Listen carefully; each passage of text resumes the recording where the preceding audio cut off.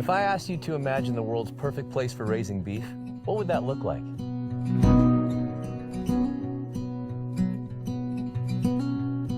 It would be a land where for centuries, hard-working people have built their homes, raised their families, and tended their herds.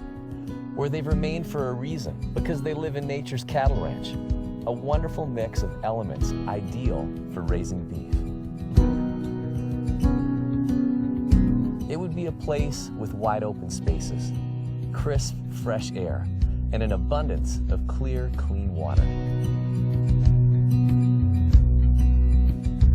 It would have hardy winters that toughen your hide, set your bones on ice, and sharpen your senses.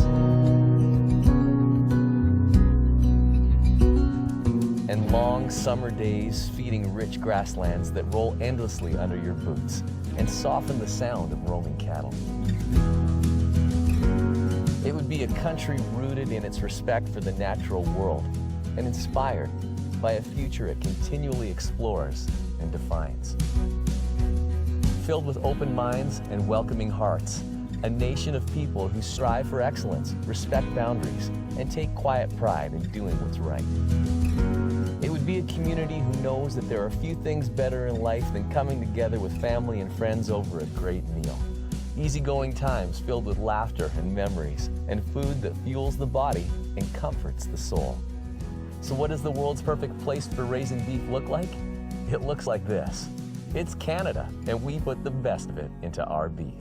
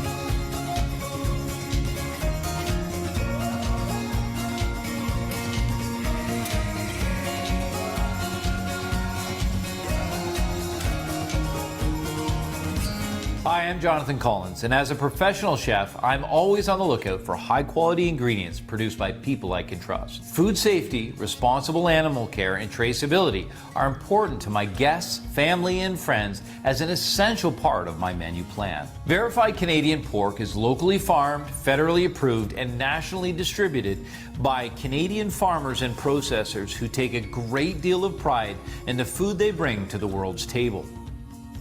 Verified Canadian pork farmers are accredited under the Canadian Quality Assurance Program. Traceability is mandatory in Canada to ensure high herd health, and Canadian farmers do not use added growth hormones to produce some of the very best pork in the world. Verified Canadian pork processors are approved by the Canadian Food Inspection Agency based on world-class food safety standards and quality assurance systems. I can count on the verified Canadian pork brand to deliver the product quality, the consistency, and food safety that I need in my kitchen every day to create exceptional results.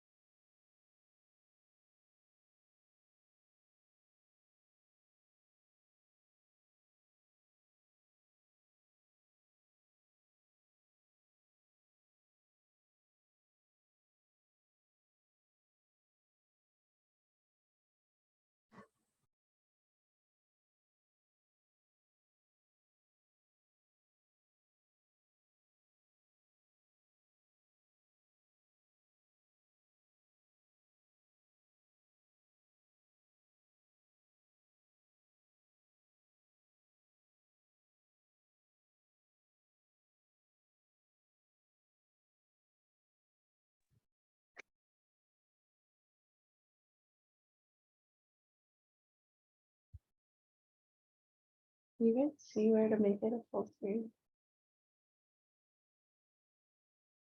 Good morning, everyone. No.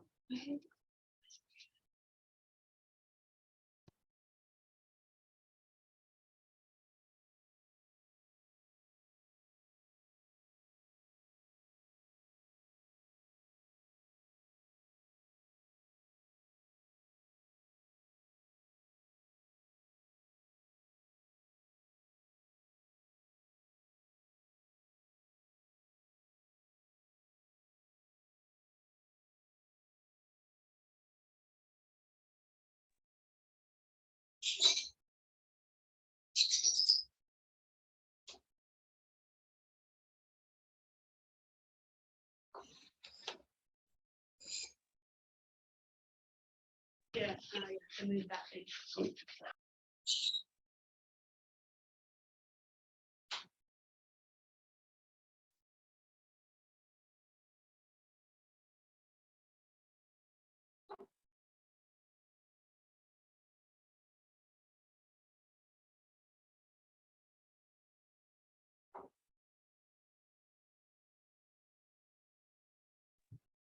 Okay. Good morning, everyone. I hope everyone can hear me. Good morning to you joining us from China, and good evening to all those in Canada. My name is Amy Antonini, and my colleague Jay Zhang is also on the line. We are trade commissioners here at the Embassy of Canada to China. We want to thank you for joining us, and thanks to the China Meat Association for organizing this event.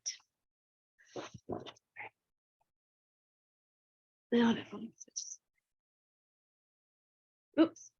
As you can see, our agenda will begin with opening remarks. We'll move on to some keynote speeches on meat sustainability. Following, we will have a meat import policy with a question and answer period, and we'll top it off with some presentations about Canadian high quality red meat.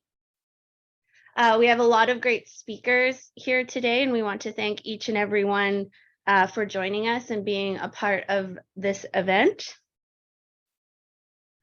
Finally, the Trade Commissioner Service is here for you. Our role is to help bridge Canadian and Chinese companies for trade and investment on agriculture and agri-food. So please feel free to reach out to us at any time. I have my colleague Yu Zhang's email there. There's also a QR code for our WeChat mini program here at the embassy. So, okay. With that, we'd like to introduce. Okay, this is. Yeah. Okay. With that, we'd like to introduce our first speaker, Mr. Jean-Christian Briand, Minister Commercial at the Embassy of Canada to China.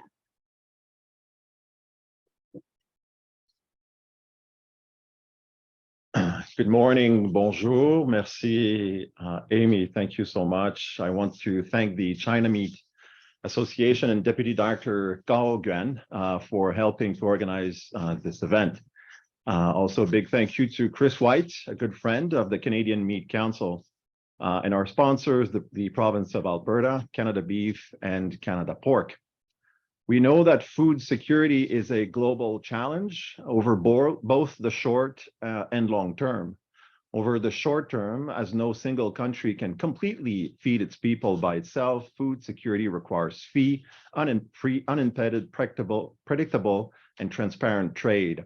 However, even if we are trading freely over the long term, agricultural products must be sustainable, meeting current demand without compromising the ability of future generations to meet their needs.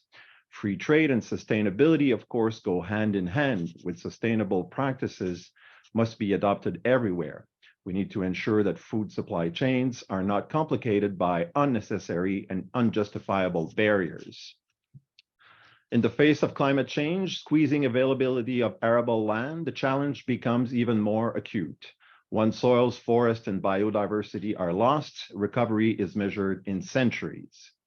However, in Canada, we have seen a shift in recent decades towards sustainable practices across the spectrum, applying what we have learned from others to local conditions and adding innovations to our own along the way. Our domestic agriculture has benefited from knowledge transfer between different generations, cultural communities, and approaches to production, such as organic, regenerative, and precision agriculture. Of course, what you might first think of when hearing agricultural innovation remains important. New plant varieties and fertilizers allow farmers to better control pests and increase crop quality and yields while putting less pressure on the natural environment. However, together we can go beyond this, sharing technical expertise on matters relating to landscape resilience, biodiversity, climate change, and sustainable land management. Widespread adoption of best practices, including no-till or conservation tillage, seeding techniques, and improved crops rotations can flip the script from merely reducing carbon emissions to increasing soil carbon storage. Canadian livestock producers raise a large portion of their animals on non-arable land, which are otherwise unsuitable for growing food crops. Maintaining grazing pastures for livestock enhance soil, carbon reserves, and soil health, and plays an important role in providing biodiversity habitat. To push these best practices forward, we've begun to roll out what we're calling our Agricultural Climate Solutions Program, targeting projects accelerating emissions reductions by improving nitrogen management, increasing adoption of cover cropping, and normalizing rotational grazing. We are also making sure to reduce water. All the sustainable practices and innovation in the world can be wasted if we don't plug the holes in our supply chain. To this end, Canada has set up a food waste reduction challenge to drum up innovative solutions, both aimed at preventing food waste and diverting it from landfill. Agriculture and the climate are in a feedback loop. Without tackling climate change, our agricultural lands will even further degrade, leaving us without the productivity to safely feed a growing world population. Innovative and sustainable solutions across the agricultural space in food production, processing, logistics are needed to address today's food security challenges. So, practices that are environmentally sustainable and address changing climatic conditions must come to the fore. We must also share best practices internationally, as we have through fruitful collaboration between Chinese and Canadian researchers for decades. We must continue to work together to support and protect a trading environment based on appropriate risk assessments and best scientific evidence for the security and benefit of all. We can produce more sustainably together, but some of these hard-won gains can rot on a dock somewhere if the trade environment is unpredictable.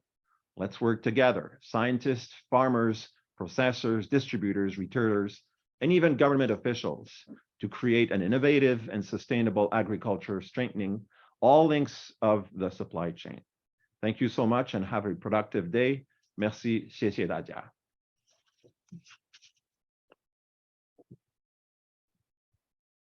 Thank you, Jean-Christian. Next, we will invite Mr. Gao Guan, Deputy President of the China Meat Association, to speak. 尊敬的贝杰斯公使，尊敬的奥尼尔主席，各位同仁、各位朋友，大家早上好！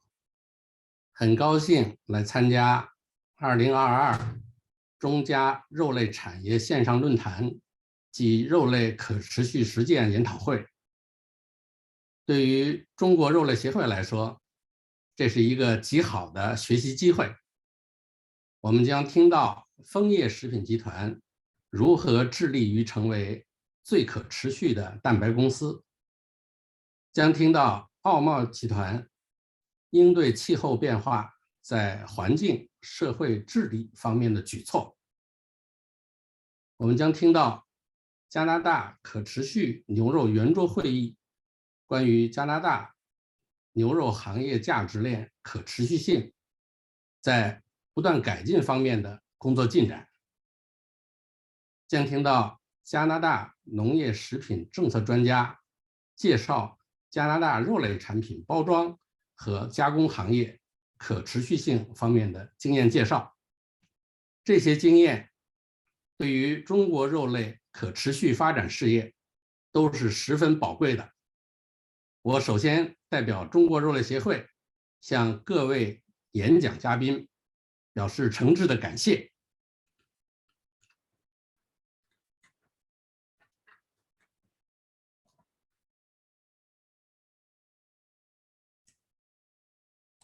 中国肉类协会是1992年5月成立的。1992年6月，联合国在里约热内卢召开环境与发展大会，通过了以可持续发展为核心的里约环境与发展宣言、21世纪议程等文件。在那之后，中国政府编制了中国21世纪人口资源环境与发展白皮书，首次把可持续发展战略纳入中国的经济和社会发展的长远规划，其中包括社会可持续发展、生态可持续发展、经济可持续发展。可以说，自1992年中国肉类协会成立以来的30年间，中国肉类可持续发展作为国家可持续发展总体战略中的一个组成部分，始终是我们一项重要的使命和任务。在中国肉类协会成立之初的1992年，中国肉类总产量是3430万吨。到2021年，中国肉类总产量超过了9000万吨，比1992年增长了1.6倍，占当年世界肉类总产量3.4亿吨的26.5%。在这30年间，中国肉类的进口量也有了大幅度的增长。1992年，中国肉类进口量是8.3万吨，到2021年，肉类进口量增加到938万吨，增长了112倍。国内产量和进口量的增长，使人民的肉食消费状况得到了明显的改善。1992年，中国人均肉类消费是29公斤，那么2021年，中国人均肉类消费量增加到70公斤，增长了1.4倍。中国已经成为一个肉类90%自给、10%进口的国家。肉类进口量大约占全球肉类出口可供量的24%。随着中国肉类生产、贸易和消费的增长，中国肉类对于全球资源环境的影响越来越大。如何促进中国肉类的可持续发展，已经成为世界各国关注的一个重大问题。2017年，中国肉类协会和世界自然基金会联合发布了《中国肉类可持续发展宣言》。随后，中国肉类协会制定了中国肉类可持续发展规划，确定了肉类消费适度、生产供应精准、改善动物福利、产品健康安全、产销过程透明、资源利用有效、污染排放减少、生态环境友好、技术创新集成和发展机制完善等10项长期目标。2021年，中国肉类协会和世界自然基金会联合制定了肉类产业绿色贸易规范团体标准，力求解决肉类供应链可持续发展中的突出问题。当前呢，我们正在研究如何在肉类的进出口贸易中组织实施和贯彻这个标准。那么我很高兴地看到，在本次研讨会上，加拿大猪肉协会、牛肉协会将开展加拿大红肉的主题推介活动。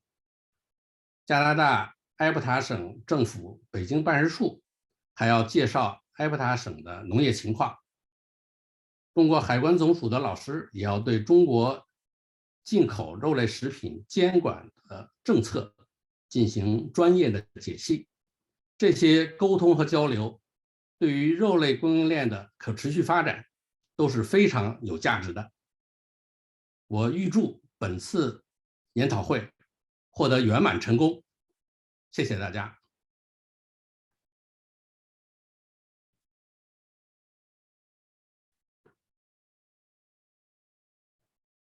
Thank you, Deputy President Gao Guan.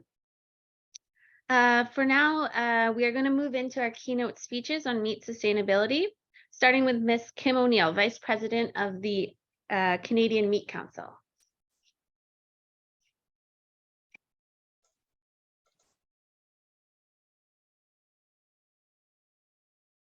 Good morning, everyone. It's a pleasure to be here. Amy, it's nice to see you again after a few years. I'm going to speak to you about an overview of the Canadian meat industry, and I will just share my screen and share with you some slides here.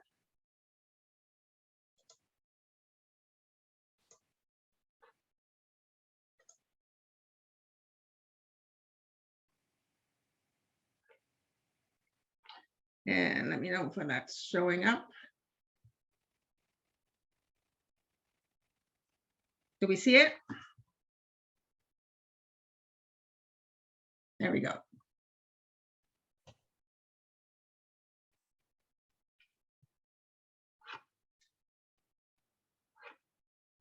Are we seeing the screen, Amy? Yeah, we see it. Okay. So just to start off, the Canadian Meat Council is Canada's oldest national trade association that's represented federally licensed meat processors for over 100 years. And we represent the meat industry, including slaughter, cutting, processing plants, cold storage facilities, and all those kind of companies that support the meat industry in Canada. This is a slide just gives you a snapshot of some of our meat, the regular members. So these are the processing plants, the packers, the slaughter plants. And this is a slide, a snapshot that shows the associate members that provide services to our industry. So the vision of the Canadian Meat Council is that we would be we are trusted as the world leader in the provision of safe and wholesome meat. And our mission is that the Canadian Meat Council advocates for the needs of its members to secure and improve Canada's global meat competitiveness.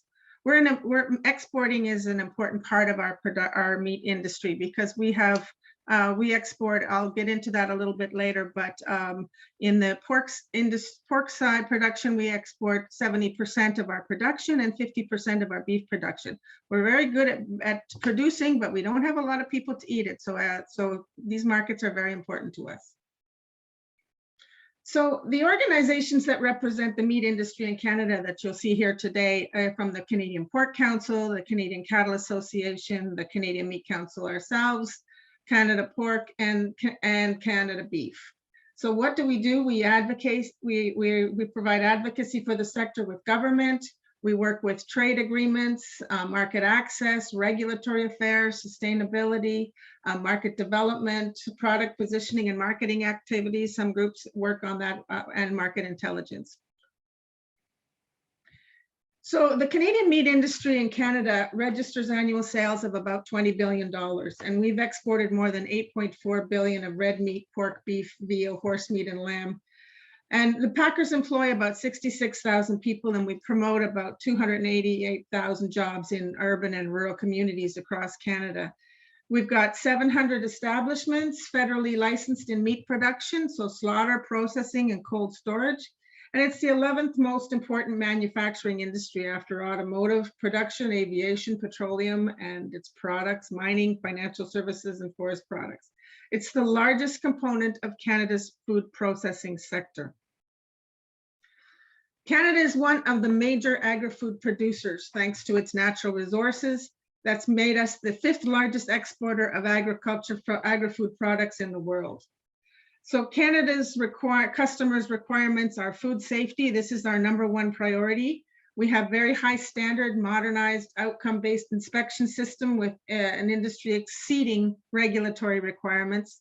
Our animal disease and strategy and controls. We have biosecurity programs in primary production, traceability from farm to final product, on-farm food safety programs to ensure appropriate feed supplied to animals, safe meats, animal care, traceability. Animal welfare is very important to us, from farm to slaughter, and carcass and meat quality. So this is a little snapshot of the Canadian pig production in Canada. I won't go into all of the numbers, but this shows that how the market has varied over the years. And cattle production, we have our January 22 inventory is around 11.5 million head of cattle. This number has been pretty much the same over the last number of years. The slaughter weight generally averages around 412 kilograms. So this talks about our farm food safety programs. You'll hear some more about that today. We have the Verified Beef Production Plus program. We have the Canadian Beef Advantage, the Canada Pork Excellence, which you saw some of the videos earlier. And these are some of the programs that we have to ensure that we have high quality products. So when you look at the general meat production in Canada, this shows you the difference between the beef and veal, pork, and chicken. You can see that our pork production has been growing. Beef production, it goes up and down, and poultry production has been pretty much stable, and that's thanks to the supply management system that we have. So this shows us where Canada fits in the nation beef production. So we're in the top 10 producing nations, and we're in the top 10 beef exporting nations. So there's a number of countries that depend on pork exports. And as you can see, as I mentioned earlier, Canada exports 70% of our production, and that number has been pretty stable over the last number of years. These are the other countries that depend on pork exports as well. We're the 3rd largest pork exporter in the world. So meat exports from Canada.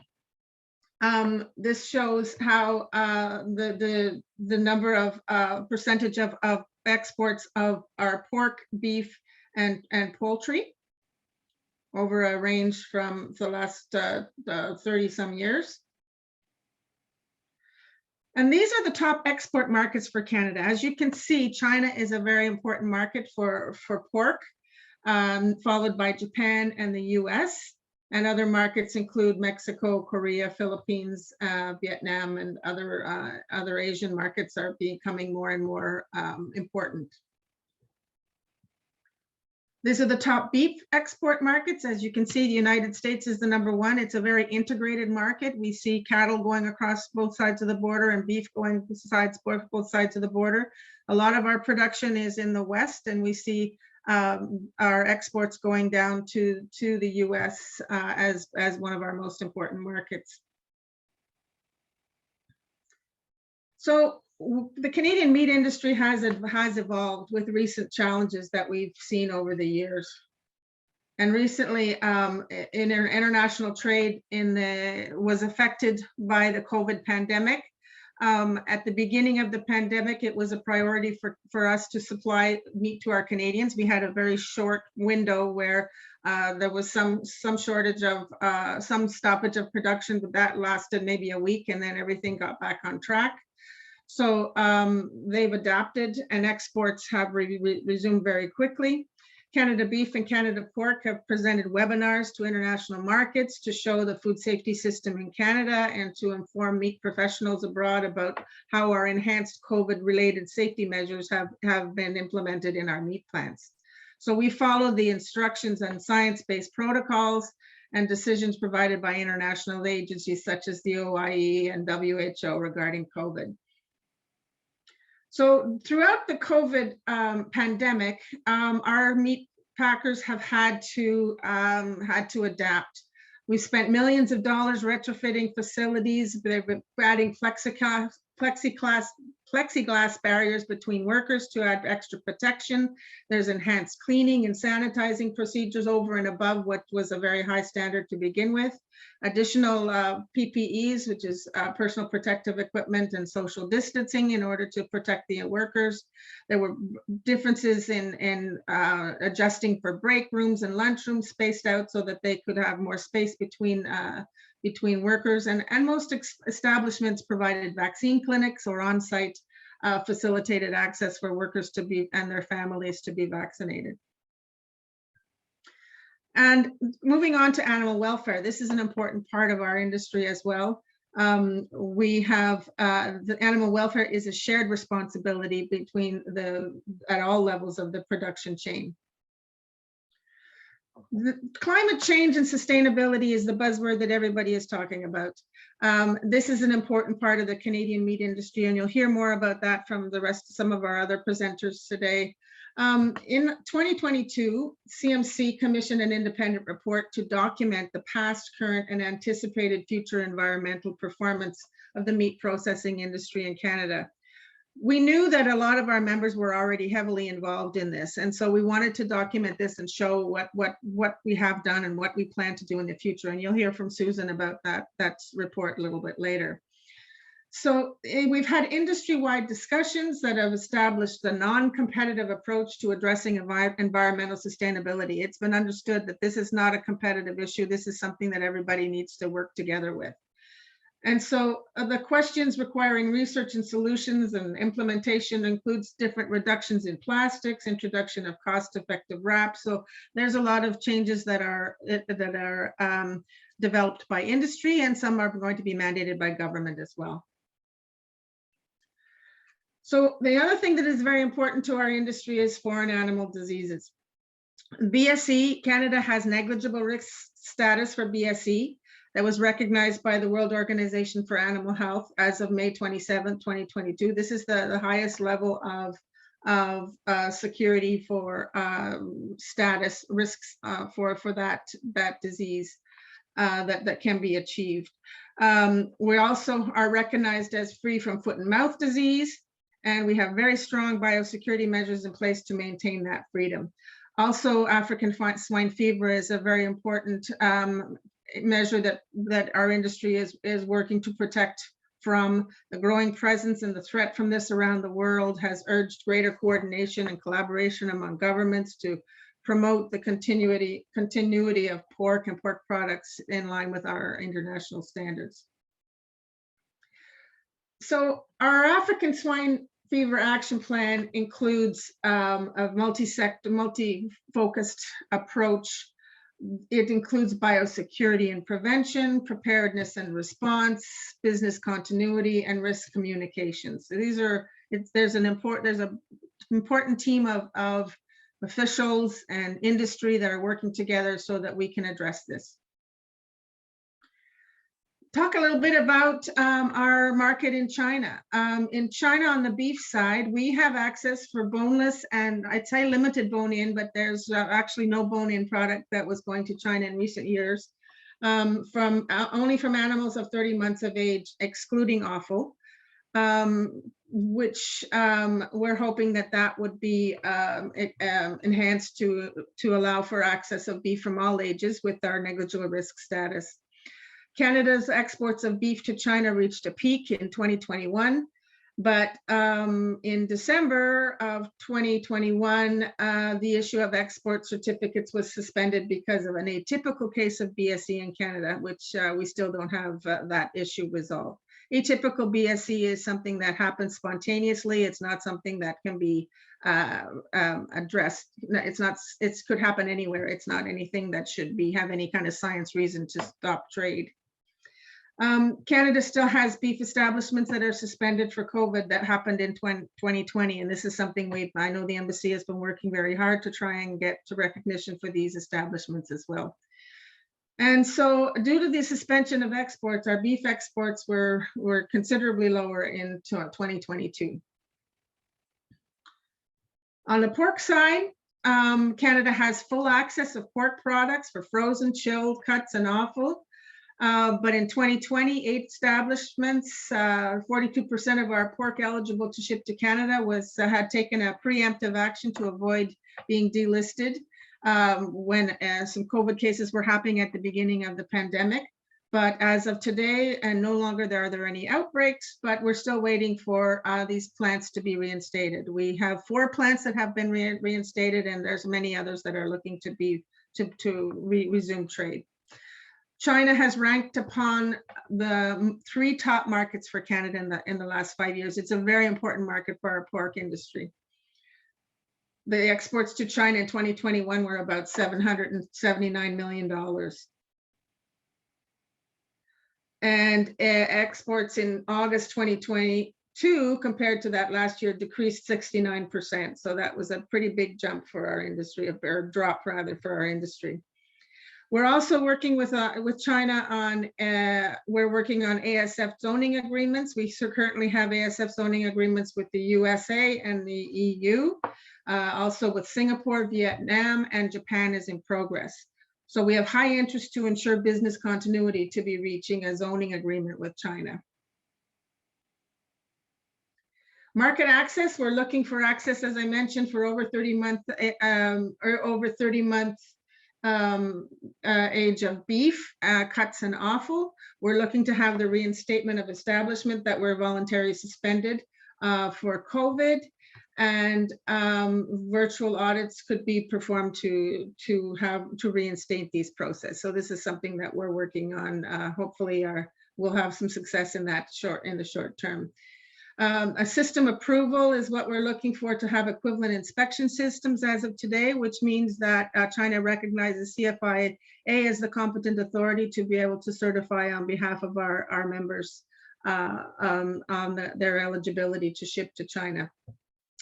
So we're looking for smooth renewal of current approved establishments under the new CIFER system.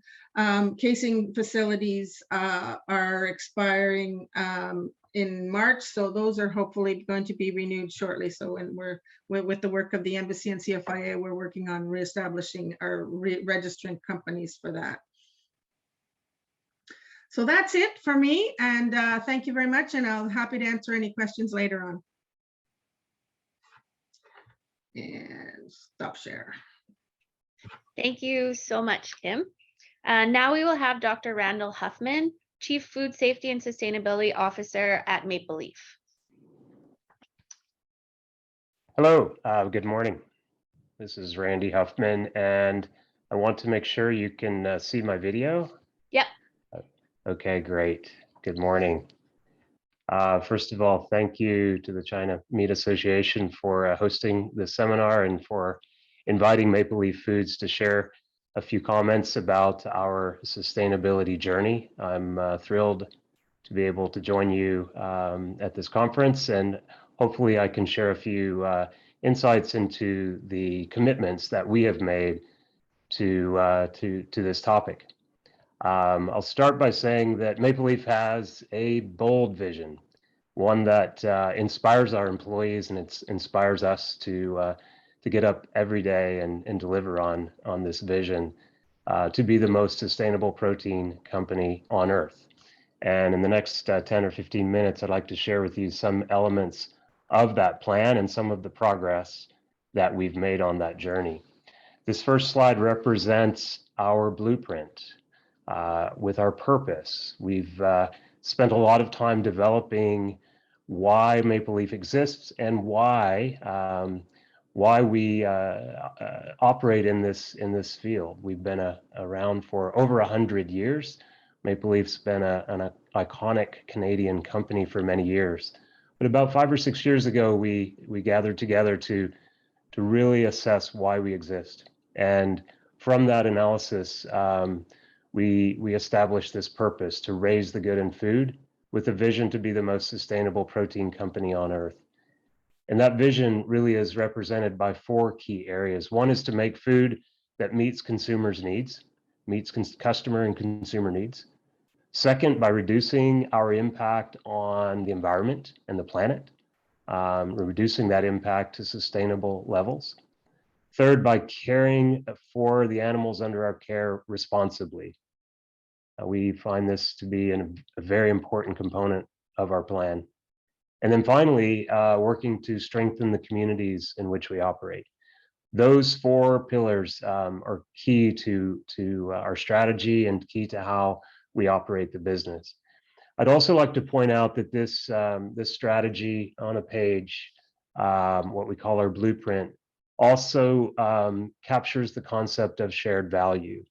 We believe very strongly in this concept that we operate not just for the shareholders of Maple Leaf Foods, but also for other critical stakeholders. Those include consumers, customers, for the people who work in our business. We have over 12,000 employees, and they're a very important stakeholder, as well as the communities that we operate in, and of course, our shareholders.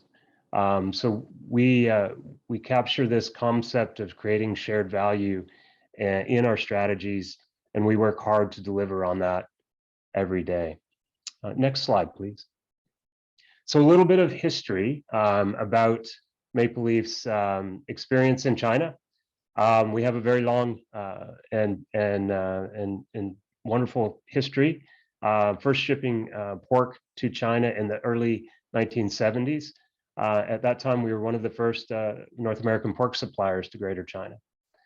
We have 2 pork slaughter establishments, our Lethbridge facility in Alberta, establishment number 001A, and that facility became eligible in 2008. And Brandon, our large facility, establishment 007, became eligible to ship to China in 2010. These are our 2 primary slaughter plants today. Back in a little bit of history, in 2014, we made the decision and led the Canadian industry to eliminate ractopamine from the diets of our animals. And that was an important move. We still have that in place today. And we also have a presence in China, in Shanghai, with an office opened in 2017. And we continue to innovate, starting chilled pork shipments from Lethbridge, and we're continuing to invest in our large Brandon facility. And we look forward to continuing that into the future. So I want to pivot now to speak about our sustainability journey, which is super important to everything we do. Next slide, please.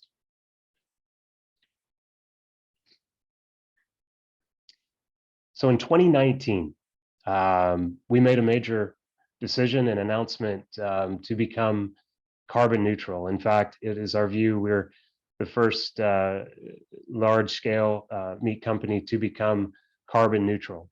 And I'll explain to you exactly how we did that and what we do to maintain that designation. At the time, we were one of only 3 animal proteins globally to set and have science-based targets approved by the SBTi, aligned with the Paris Climate Agreement goals. And we continue to maintain our science-based target goal. And in fact, at that time in 2019, we were the only major food company and one of only 3 companies in Canada at the time that had set science-based targets. Since that time, since 2019, there have been many more companies that have committed to science-based targets and have had those goals approved. Next slide, please. So one of the key parts of establishing science-based targets is to clearly identify where your carbon emissions come from in your supply chain. And so we've conducted life cycle assessments of pork and have used other life cycle assessments for our poultry business. We are both in pork and poultry. And what this graph demonstrates for you at a high level is where those emissions arise in our supply chain. Scope 1 and Scope 2 emissions, of course, are those emissions that arise from our direct operations. And Scope 3 represent emissions that arise from our supply chain, from our suppliers, or from purchased materials and ingredients. And one important point to note here, of course, is that much like other protein companies and other food companies, a significant part, actually in our case, 82% of our emissions come from Scope 3 and from our supply chain. And only about 18% are under our direct control. I want to make 2 other points about this graph. In Scope 1 and 2, you'll notice that the blue bubbles, almost 70%, or about, sorry, excuse me, 50% of the Scope 1 emissions arise from animals that we raise, both the animal emissions themselves as well as the production of methane from animal manure. In addition, our supply of animals from our contracted growers represent a significant part of our total emissions. Almost 50% of our Scope 3 come from third-party contracted growers, as well as the feed and crop production to feed our animals. So we've used this information to guide our actions and to guide where we've focused to reduce emissions in our supply chain. Next slide, please. One of the key components of our plan was to really develop a carbon management strategy. And this includes assessing how we can take steps to avoid carbon-intensive activities in our supply chain. Secondly, to look for opportunities to reduce or replace carbon-intensive sources entering our supply chain. And then finally, for those emissions that we can't avoid, reduce, or replace, we then offset those emissions by purchasing offsets that are credible, that are verifiable, that are current, and that are close to our supply chain and relevant to our industry. And so starting in 2019, this approach is what we've used to achieve our carbon neutral status as a company. Next slide, please. Now, what I'd like to do here is describe several activities that we're taking to reduce our carbon footprint. First of all, reduce and as well offset. So first and foremost, we've got a long-term plan to reduce emissions generated within our control. Our science-based targets are out to 2030, and we have a commitment to reduce those emissions by 30%, absolute emissions by 30% by 2030. But those emissions that remain in our supply chain today, we must offset them. And we do that through purchasing offsets from the voluntary market. And we've been working specifically with 2 companies close to agriculture. One is Indigo Agriculture and their carbon program.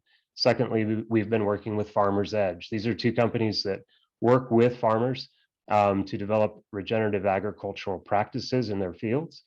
And we've been able to purchase carbon offsets from these companies. We also purchase offsets from other reliable sources, and you can read about those projects on our website. And those total the total amount of Scope 1, Scope 2, and a significant portion of our Scope 3 emissions. Secondly, we're working on a pilot project with Nutrien Ag Solutions to develop a way to carbon inset, or in other words, produce offsets that are within our supply chain and therefore offset the emissions produced by supplied materials such as grain for our feed for our animals. So we're very excited about this project as we think it will encourage the farming community to adapt and adopt regenerative agricultural practices. Another key component of our sustainability initiative, next slide, please, is our commitment to animal care. And we are committed to being a global leader in animal care. We've taken multiple steps to improve and enhance the husbandry practices that take place on our farms. And I just want to highlight a couple of topics. Next slide, please.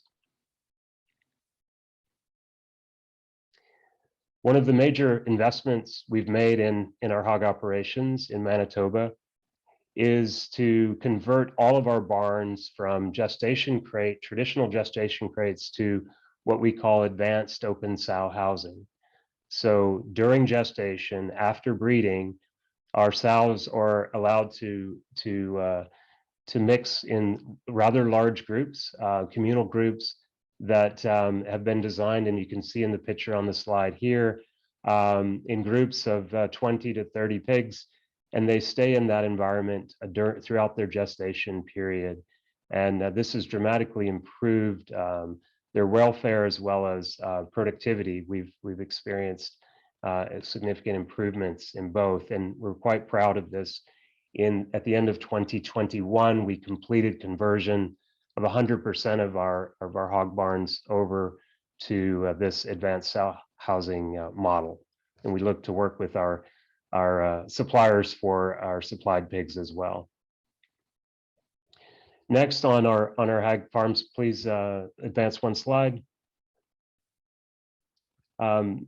We focus very much on management of manure from these hog operations.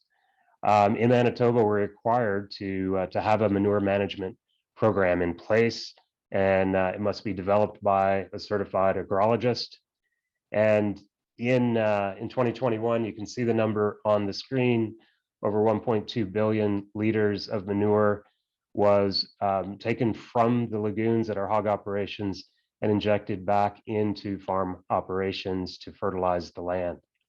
And this is a very important and required step. However, one of the things we're studying to actually improve the sustainable footprint is to take the manure that comes from our farms. Next slide, please, and work towards producing renewable natural gas. We're in the process of evaluating this concept of taking the methane that's produced from manure in our hog operations and creating a renewable natural gas that can be used to either fuel our facilities or to be injected onto the natural gas pipeline. We're very excited about the potential of this operation.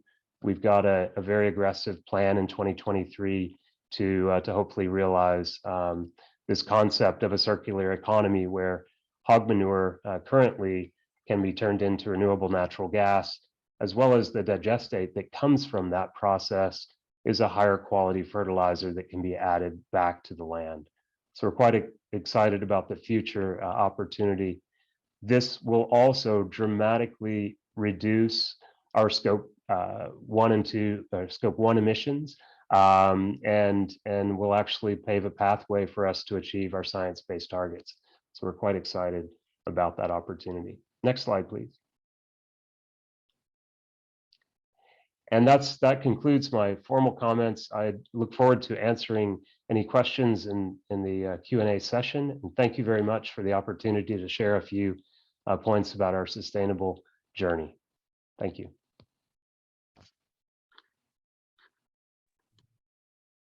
Thank you so much, Dr. Huffman. Now we will invite Marco Dufresne, Vice President, Engineering and Environment at Olymel, to deliver his speech.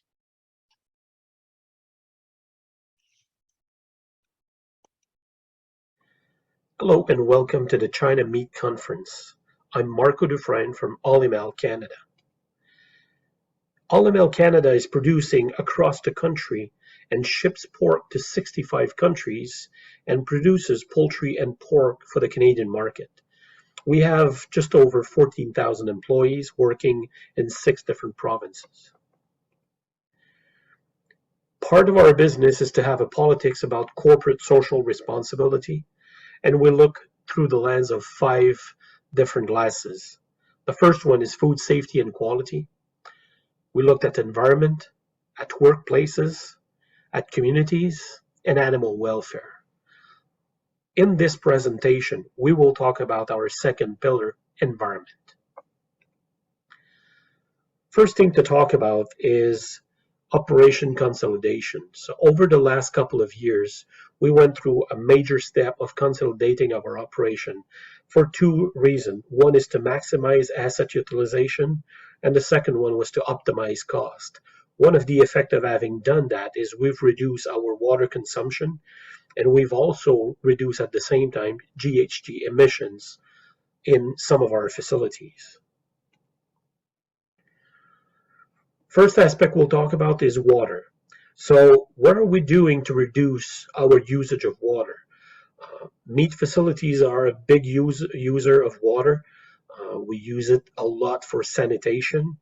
So some of the things that we've been doing over the years was to audit and monitor sanitation operation to make sure that they use the right amount of water, not too much, and use just enough water as needed to put the plant back up and running in a food safe environment the next morning.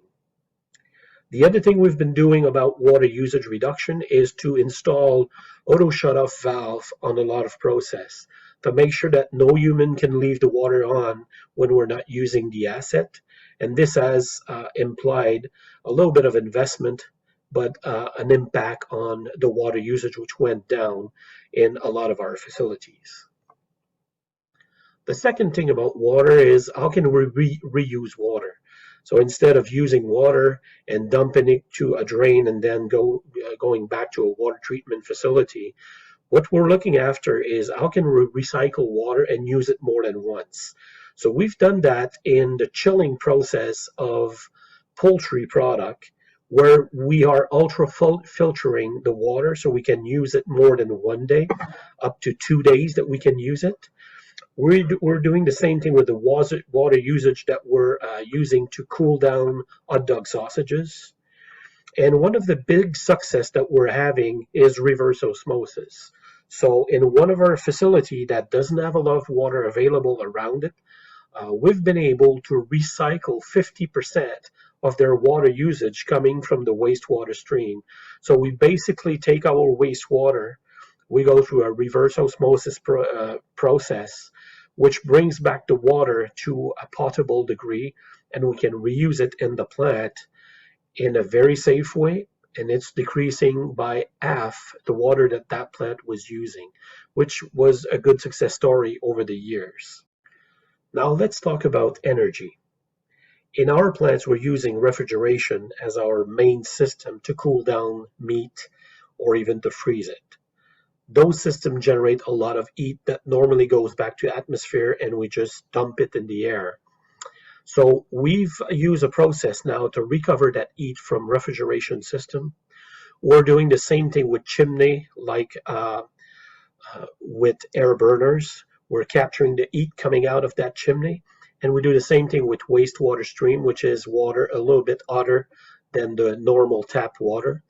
All those sources of energy, we capture that energy available through a medium like water and glycol, and we can bring that through a heat pump, just a major big heat pump, and convert that into energy available to either preheat the water So we would preheat the water for sanitation or even for the process, or to preheat air. So when we're doing air makeups and we're bringing air in the facility, we can preheat the air and we don't need as much power to heat it to the right temperature. So these are the two places where we reuse our energy. What's the impact of that is that we're buying a lot less natural gas than we used to. With the project I'm talking about, we're decreasing by up to 85% the natural gas usage in a pork slaughter plant. We've done 4 of our plants right now. We've been able to decrease by 18,000 tons of GHG emission with those 4 projects. 2 are up and coming into 2023 and 2024, which will give us another 9,000 tons of GHG emission out of our system. One thing that we're doing while we're doing those projects is introducing in our plant a continuous monitoring of gas usage and electricity usage, which we now understand the pattern of usage and we can react upon and still make some adjustment to recuperate either more energy or to reuse it more efficiently. Now let's talk a little bit about electricity. So on the electricity side, in some provinces, we use a lot of electricity coming from water dam, which is not producing a lot of GHG emission. In some other province, we're using carbon to create that electricity. So we have to find a way to also decrease our electricity usage as much as we can.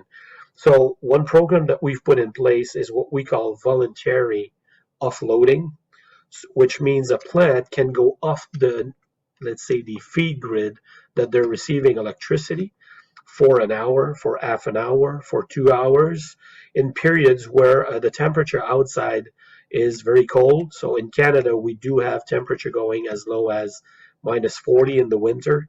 So we're able to decrease our usage of the refrigeration system, which at the same time equals to a reduction on electricity usage. Other things that we've done over the years is replacing the old fixture, which was very using a lot of energy to produce the lighting. Now we're going through more an LED type of lighting, which is more energy efficient.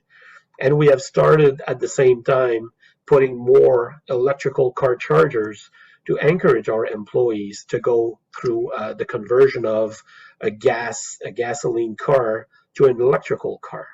So these are the things we're doing in order to either reduce our electricity or encourage our people to convert the gas that they would put in their car to replace it with electricity.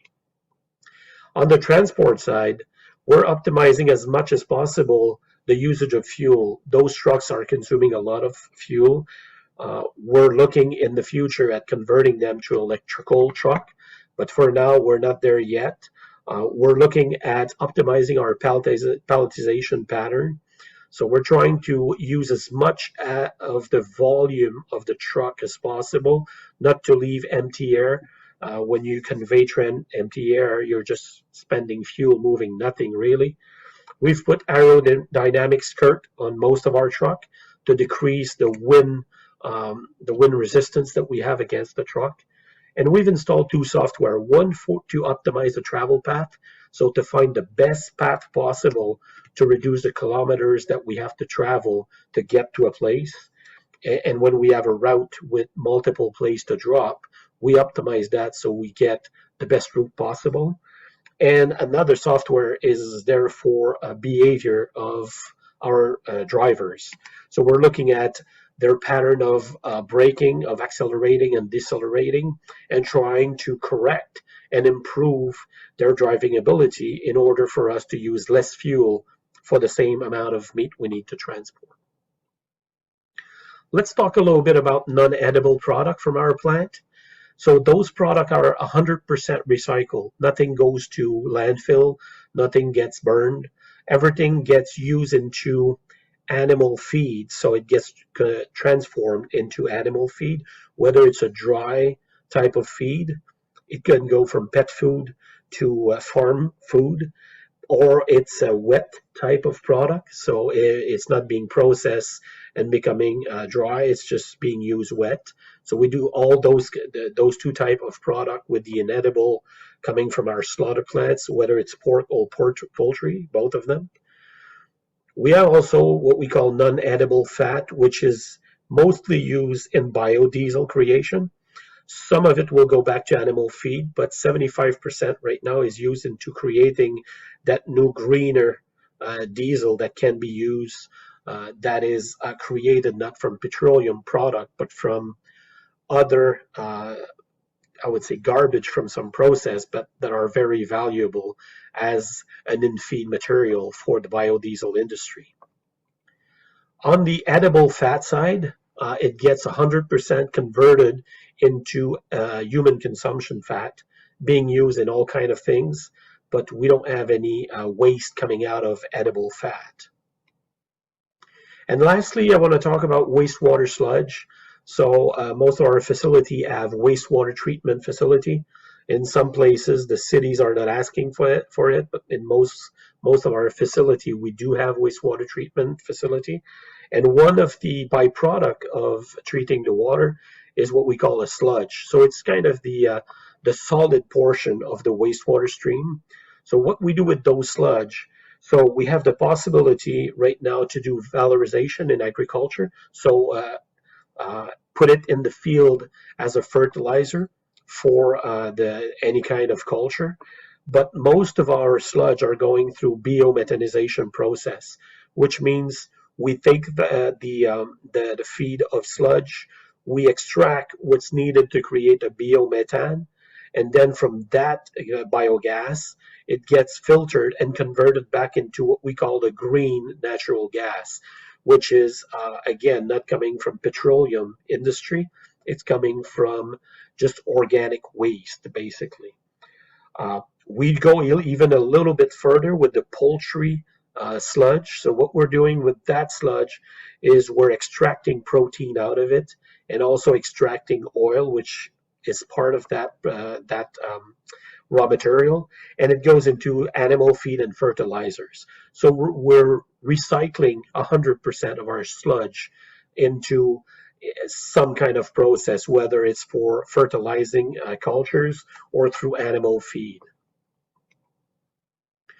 Coming in the next couple of years, we have an update to our corporate social responsibility politic coming, and two things on the long term for targets for water and energy consumption reduction. So we're looking at how can we reduce energy usage, not looking at what's the source of energy, could be electricity, could be gas, could be all kind of energy.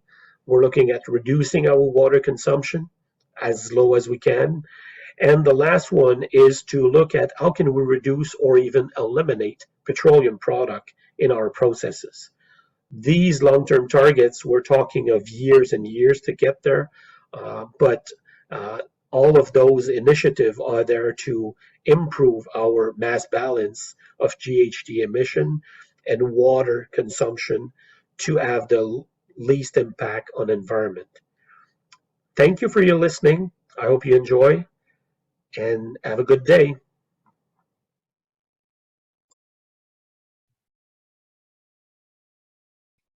Great. Thank you, Marco. Now we will turn to Monica Hatteritz from the Canadian Roundtable for Sustainable Beef.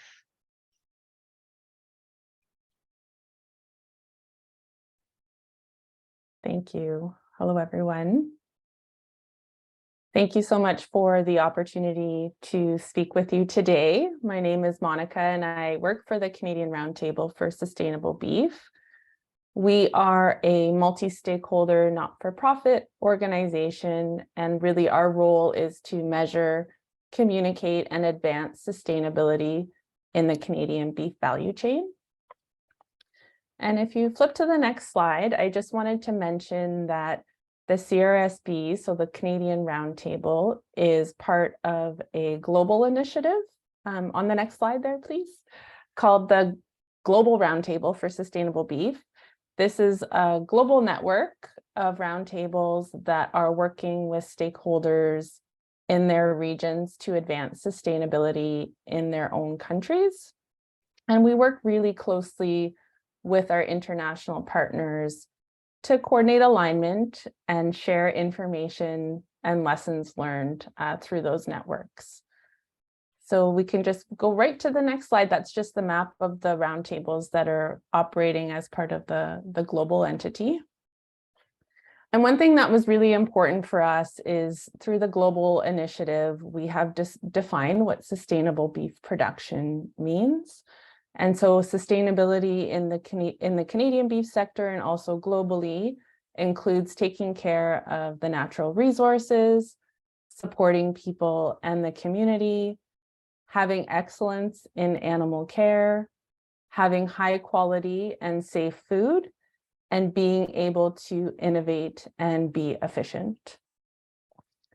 So on the next slide, we have the logos of the member organizations that are part of the Canadian Roundtable, all working together. And really the members at the Canadian Roundtable include beef farmer and rancher associations, processors, retail and food service companies, agri-food businesses, conservation organizations, and many others. So a really broad suite of stakeholders working together to advance sustainability in the Canadian beef sector. So if you go to the next slide, please, I just wanted to highlight we do deliver on our mission through 4 core pillars of work. And today I'm just going to focus on our benchmarking and goals pillar that's at the top of this diagram.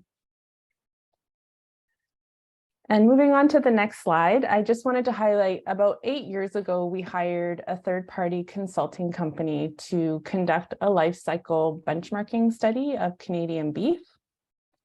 And this benchmarking study was very, very important to helping us understand where Canadian beef is performing well in terms of sustainability and where there are opportunities for improvement. So we found that Canadian beef has one of the lowest greenhouse gas footprints in the world. We also found that Canadian beef farmers and ranchers use 33% of the agricultural land that is available here in Canada, but that land includes about 68% of the wildlife habitat. So these farming operations provide very important benefits for biodiversity. And a large part of that is because the beef system in Canada utilizes about 44 million acres of grasslands, which is a globally endangered ecosystem. And those grasslands provide habitat for over 60 species at risk of extinction, and they store about 1.5 billion tons of carbon in the soil. And so, of course, there are greenhouse gas emissions from the Canadian beef sector. They are relatively low, and there is an important environmental benefit of having beef on the Canadian landscape. So habitat for wildlife, carbon storage, water infiltration, and so on. So that study really helped us understand the performance, the sustainability performance of the Canadian beef value chain. And then shifting to the next slide, after we had a really good understanding of what some of the key indicators and metrics were, we developed 2030 goals for the sector in order to make meaningful sustainability improvements. So the sector has committed to reducing greenhouse gas emissions intensity by 33% by 2030. We want to maintain our grasslands. We would like to sequester also an additional 3.4 million tons of carbon. And we have identified the strategies we will take to meet these goals and are working with our members and partners to make sure we achieve them by 2030. And then if you go to the next slide, we do work on the production side of things, so the farming side of things, but we also know that sustainability is important for Canadian consumers. We surveyed Canadians in March, and I think this is a global trend too. About 74% of Canadians are passionate about the sustainability of their food, and 84% are trying to make more sustainable choices. So we are working very hard in Canada to make sure we're doing our part for a sustainable future. And if you flip to the next slide, that is our website. A lot of this information is available on our website, and I thank you very much for your time and attention, and I'm happy to take any questions in the Q&A. Thank you.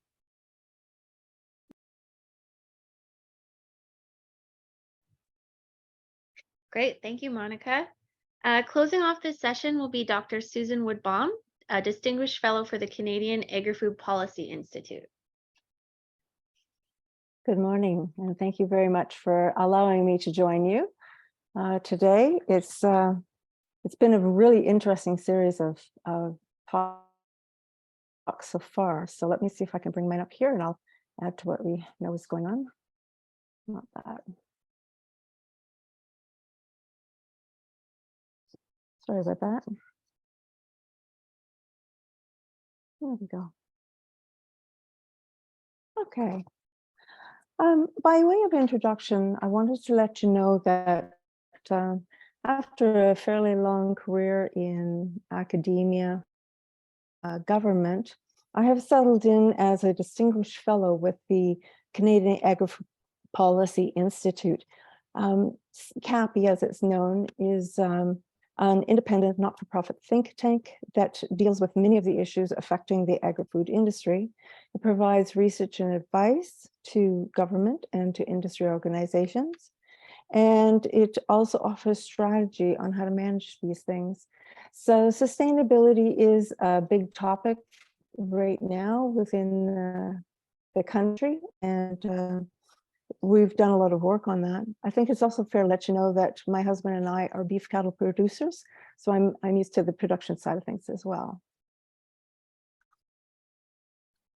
Currently, the meat packing and processing industry in Canada is working very hard on its environmental, social, and governance goals. These are the so-called ESG goals that you've heard a little bit about so far. We're looking at things like the environmental sustainability metrics, and we've recently completed an assessment of past, present, and future performance of the industry. They're also very interested in societal goals such as fair working conditions, and in governance goals such as increasing their transparency in business practices.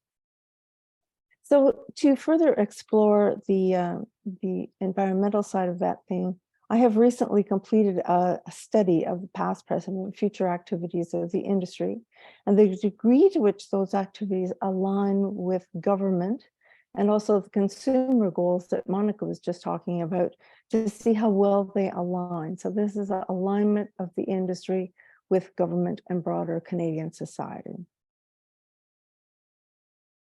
Okay, let's talk for a little bit about the Canadian meat packing and processing itself, which is represented by the Canadian Meat Council that you heard about from Kim earlier on. The CMC represents more than 150 member companies, which together employ well over 200,000 individuals. Now, these individuals are all production from the farm gate. So once the animal arrives at the slaughterhouse to the end consumer, and they occupy the largest component of Canada's food processing industry. So this is really important because the activities of the members of CMC can have a significant impact on the Canadian environment, but also because they're so large from Canadian standards, the activities have a great influence on the priorities, the policies, and the processes of other industries within food processing and also within domestic industry. The CMC is characterized by one thing that I think is really different from others and is really important, and you've already heard about this. It is that environmental responsibility and sustainability issues are considered non-competitive. That is to say that as an industry, all members will strive to achieve the highest possible standards of sustainability attainable, and that to achieve this goal, individual industry members will work with one another in a collaborative fashion through the sharing of expertise, knowledge, and technical development.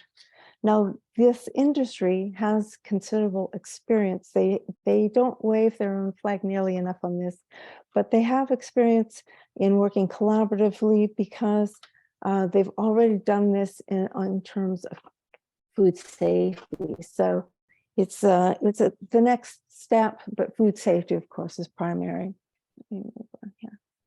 Okay, the primary goal, and you've heard 7 different definitions of sustainability already, but the primary goal is to make sure that the natural environment is not negatively impacted by meat packing and processing industries. And they do this by tracking and measuring and assessing metrics of concern.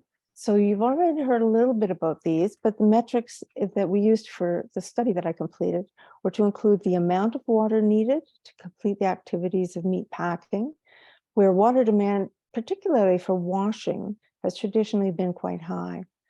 Furthermore, the cleanliness of produced water on its return to source was also considered. Secondarily, we talked about air quality and greenhouse gas emissions.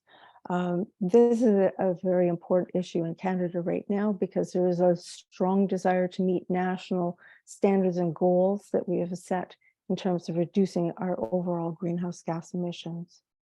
Canada tracks emissions very carefully. It reports annually as part of its national emissions inventory. Regulations require that we track our greenhouse gas emissions. Thirdly, we dealt with the issue of waste management. And again, you've heard that waste can take fairly large number of different forms. In this case, we were talking about the volume of solid waste. That too is reported on an annual basis. And finally, we talked about energy consumption for heating, cooling, and transportation. It's measured and tracked, and it's done so for a number of reasons, partly because we're looking at ways to reduce greenhouse gas emissions, but also partly because energy is an extremely high cost from both of the industry members and needs to be reduced. So let me talk to you a little bit about the key conclusions at the end of our recent study. The study itself was completed through voluntary participation of the industry members who completed an extensive online interview process, which facilitated general data collection. As well, government documentation was provided where reporting is required. And then finally, we did a series of in-person interviews with industry leaders, with government leaders, and with the staff of the Canadian Meat Council. And all of this was undertaken over about a 3-month period, but it covered everything that people have been doing, usually for about a 5-year period, on things that are considered to be the present. So past performance was more than 5 years old. Current performance was 5 years, within the last 5 years, and future performance goals were discussed at some length, because it turns out that virtually every industry player has a plan for increasing their sustainability and reducing things like emissions. It was a really interesting process. We had multiple conversations with some of the individuals, and of course, you've already seen that different companies have different ways of doing their management, as you've seen from the presentations by Maple Leaf and Olymel. The report that we were putting together was to talk about the more general industry-wide issues, and they were quite consistent, but you can see that they're delivered on by different ways by different companies. Let's talk about some of the other reductions. So water consumption was, as you've heard, decreased as a matter of efficiency wherever it could be. It was also subject to specialized processing in cleaning and recycling. The excellent progress in the last 5 years. There's a lot of sharing of information technology, so that the bar has come up considerably for for the entire industry. It's important to know that these technologies are expensive. They can be considered somewhat limiting in terms of their cost, but the industry-wide has taken the position that water quality is very important. Okay, there's a lot of interest, as you've already heard, in new energy technologies. Canada has a real solid goal of trying to get ourselves off fossil fuels to whatever extent we can. And so even though Canada is a country of extreme seasonal temperatures where heating and refrigeration infrastructure costs are quite high, there is a determination to move away from the most dominated source of energy, which is natural gas, towards things that are less fossil fuel reliant, things like solar and wind resources. And there has been an adoption of considerable renewable energy. Now, in the total of the industry, renewable energy still is a fairly small proportion of the total energy consumed, but it is increasing with the decrease in reliance on fossil fuels. Now, Canada is also a very large country. Truck transport is used widely to move finished products to a wide variety of different markets in a timely fashion. And this recent study did not assess the transportation emissions, but it did take note that industry-wide there is a real determination to improve the efficiency of the fleet, and that will reduce the associated emissions. In assessing the total life cycle greenhouse gas emissions, it was clear that direct emissions from meat packing and meat processing were actually very low. Now, this is a bit different than what Monica was just talking about in terms of emissions coming from the production side. Emissions from the processing and packing side are actually quite low. But emissions from secondary sources, such as those from the production of electricity used for those heating and cooling functions, or from the transportation fleet, are the highest proportion industry-wide. They're still not extremely high when we consider other industries in Canada. And they are on the decline as companies are seeking efficiencies and they're adopting newer technologies. There's also some tertiary emissions. These are usually associated with the production of materials used in packing, and they'll be the focus of future reductions. In particular, when we're talking about reduction in waste, the Canadian government has just imposed a very limited ban on single-use plastics. Now, these are common in food production, and they're very common in food sales to consumers. It was a reasonable approach for the Canadian government to take, because Canadians dispose of about 86% of their plastics. They only recycle about 9%, and the remainder would be incinerated. In theory, Canadians embrace we call the 3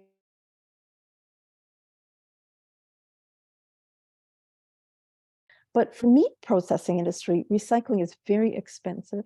Reduction of plastics could cause a potential source for contamination. So that's right off the table. And the reduction of plastics, say by reducing these by replacing them with paper products, still leads to landfilling ultimately. So there's less enthusiasm for substituting plastics with paper products.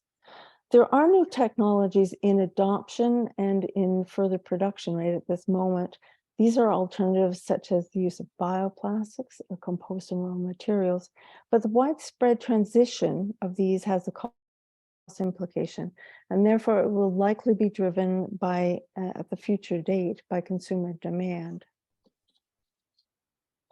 I think what we can do is characterize the industry by saying broadly that it's characterized by a high degree of collaboration between government regulators and the industry leaders.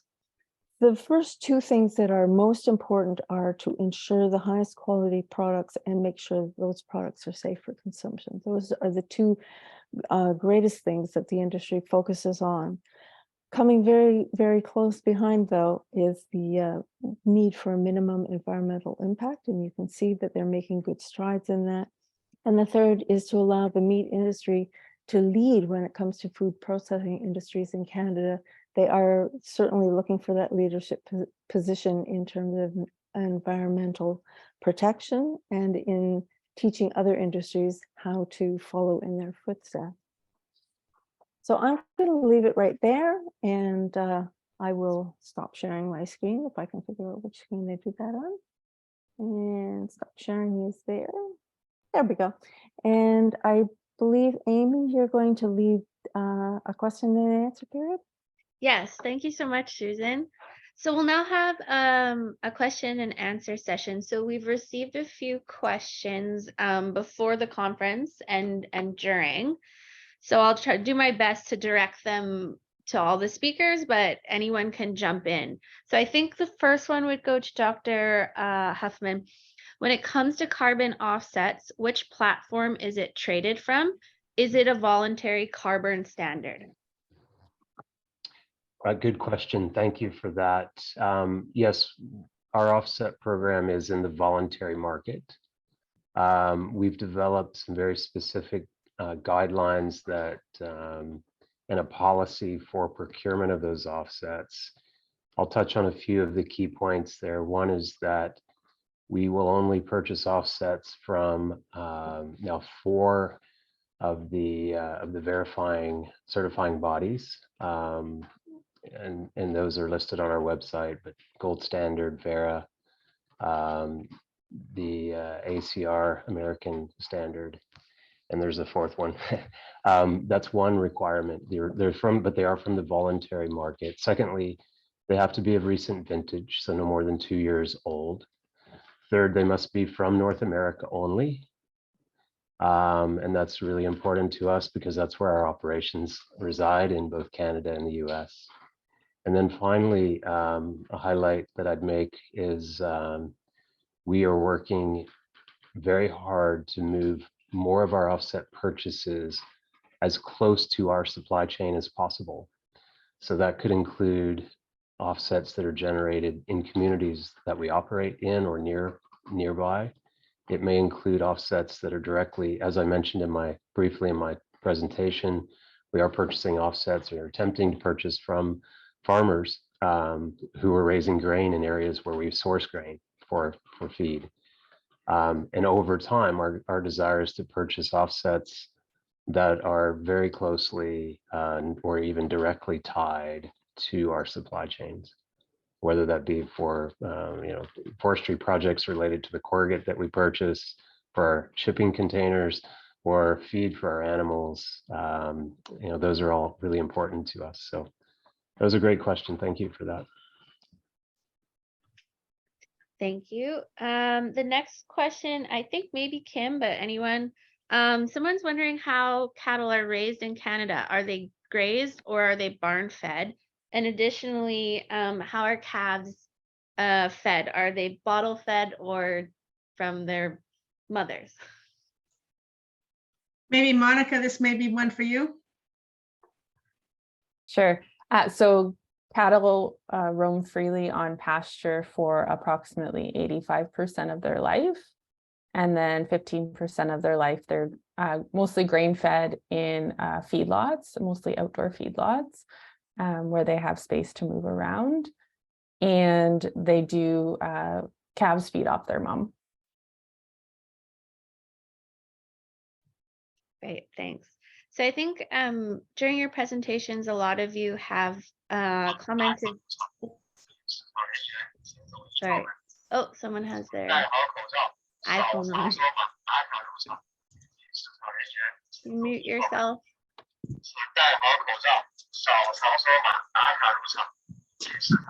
Perhaps our organizer can mute. Okay, thank you.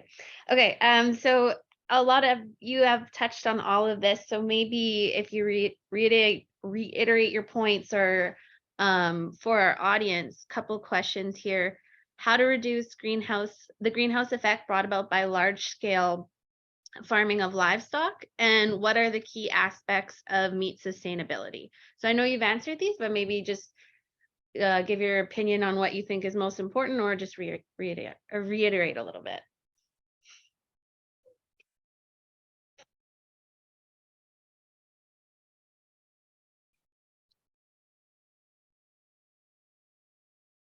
Oh, perhaps, I think you're on mute, Dr. Huffman, if you're speaking. There we go. There you go. Now, can you hear me? Okay. Yeah. So I think there were two parts to the question. I'll try to give my perspective. First of all, in our operations at Maple Leaf, where we are both pork processor as well as chicken, as I mentioned in my one slide that had basically a description of where our emissions come from, our CO2 equivalent emissions come from, a large percent, as I mentioned, come from the scope 3, which are emissions that are from our suppliers, whether those be suppliers of animals or feed ingredients to our feed mills, or from supplied materials. And that is certainly a very important focus area for us, our scope 3 emissions. But within our own operations that we control, roughly 40% of those emissions are related to natural gas usage. And that is a very specific and important area for us to address in our manufacturing operations. We're looking at conservation efforts to reduce the amount of natural gas consumed, using more efficient systems, upgrading boilers, improving the efficiency of our systems in general, and capital investment is required in our facilities to achieve some of those reductions. But also, another point that I think came in the question was, where do we focus? And one of those is methane production from the manure in our hog operations makes up a very large percentage of our total. And methane, as listeners will likely know, is a very potent greenhouse gas, and one that needs to be addressed. And so we're on a path, and I think it was mentioned by Marco from Alumeil as well, as the idea of taking waste such as manure or from the DAF sludge from a slaughter operation, and maximizing the production of methane, but capturing it, cleaning it up, and using it as a biofuel or renewable natural gas. And we think that's a very exciting opportunity, and one that we're pursuing actively right now. So those are a few comments I would have.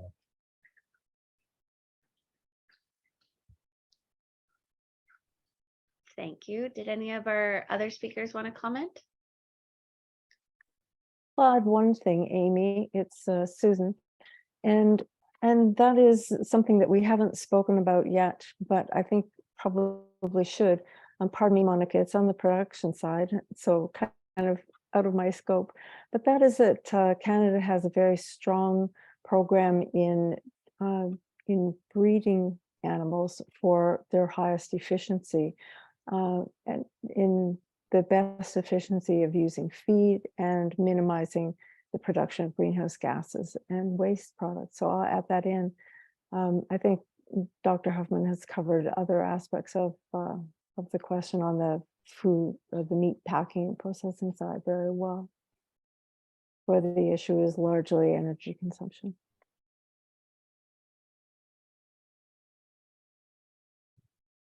All right, thank you, Susan. I see some more questions in the chat. And with my limited Mandarin, I think someone's asking for an introduction of Canadian certified Angus beef. How is the work done? Who decides the grading, and who pays for the certification fee? Oh, Monica's not able to unmute herself. Oh, she's trying not? to talk. Yeah. Let me try that. Did that work, Monica? I asked to unmute you. Yes, thank you. Sorry, I was trying to jump in the previous question. Oh, sorry, go ahead. Wait, we've moved on.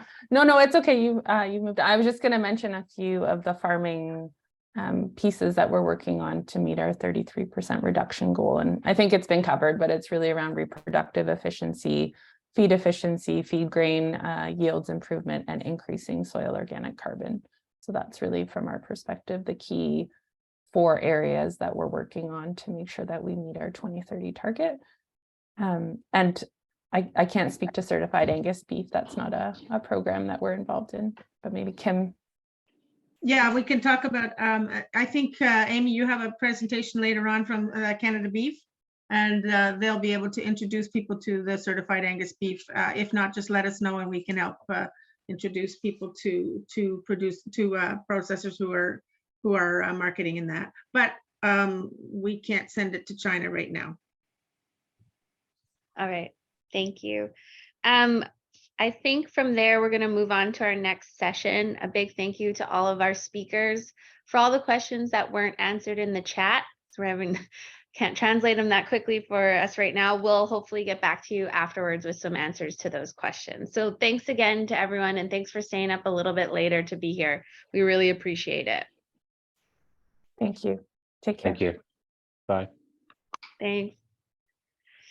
All right, so now we will call upon Mr. Zhigong Wang, advisor of the China Meat Association, to talk about China meat import policy.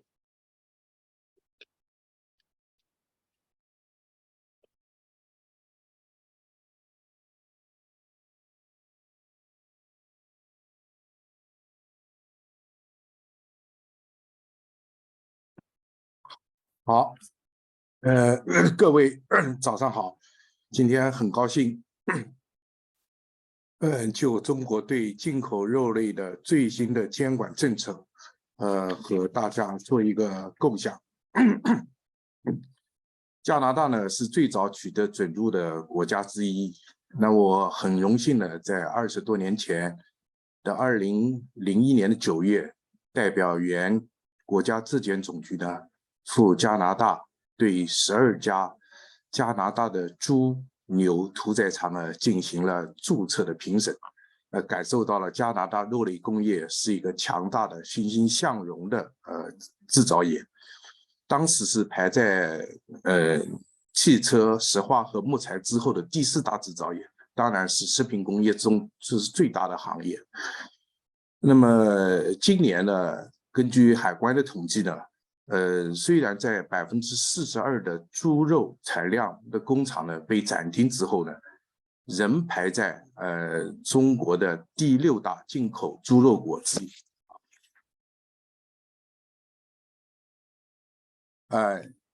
下面介绍一下我的内容，主要是一个呢是简单介绍一个肉类官方的体系和最新的法规。然后呢，讲一下准入国家的准入和企业的注册。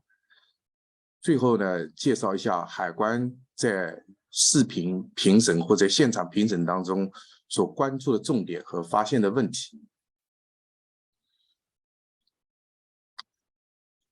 中国肉类的体系呢是分3个环节：进口前、进口时和进口后。那么准入呢是比较重要的一个环节，就是国家的注册国家的准入和企业的注册。然后进口时呢有些口岸的查验抽检，最后呢进口后有个追溯监管大概体系是这么个情况。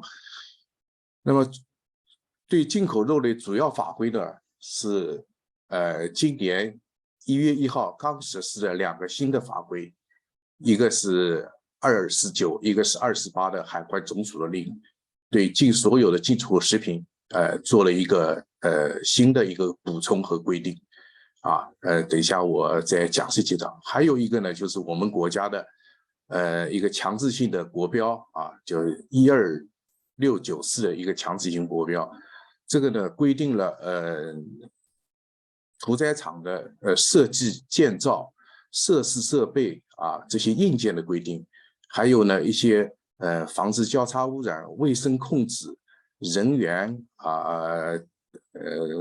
等等的一些规定，软件的规定，这个呢这个规定呢是很重要，很多国家的都放在这个英文版啊，放在他们的官网上，肉类协会啊，官方的主管部门的网站上。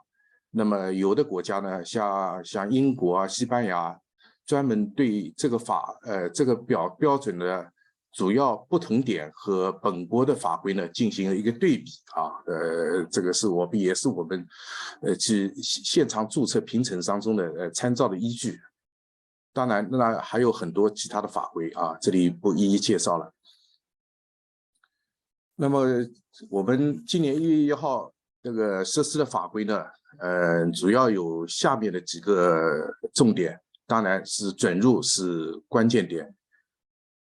首先呢，所有的规定了啊，这个新法规规定了所有的进口食品，的境外生产企业都要经过 GACC 的注册啊。原来就是只有5大类，原来呢是这个就今年1月1号之前啊是实施的目录管理。这个目录呢，最早的时候就是肉类需要注册的，然后扩大到水产品、乳制品、燕窝、蜂蜜啊这个5大类。然后今年开始呢，所有的都要注册啊。这个生产企业呢，包括的屠宰啊、分割、加工、还有储存企业都是属于生产企业的。那么我们对这个注册呢是属于分类来管理的啊。第一类呢，就是包括在肉类在内的18类企业都要经过啊，就是出口国的主管当局，叫加拿大的 CFIA 推荐以后，向海关总署啊推荐注册啊。这个大体分呢，就是这18类呢，主要是风险比较高的，有动植物疫情风险比较高的，还有呢消费量比较大的啊，影响国计民生的，这个需要对方国家的官方推荐注册啊。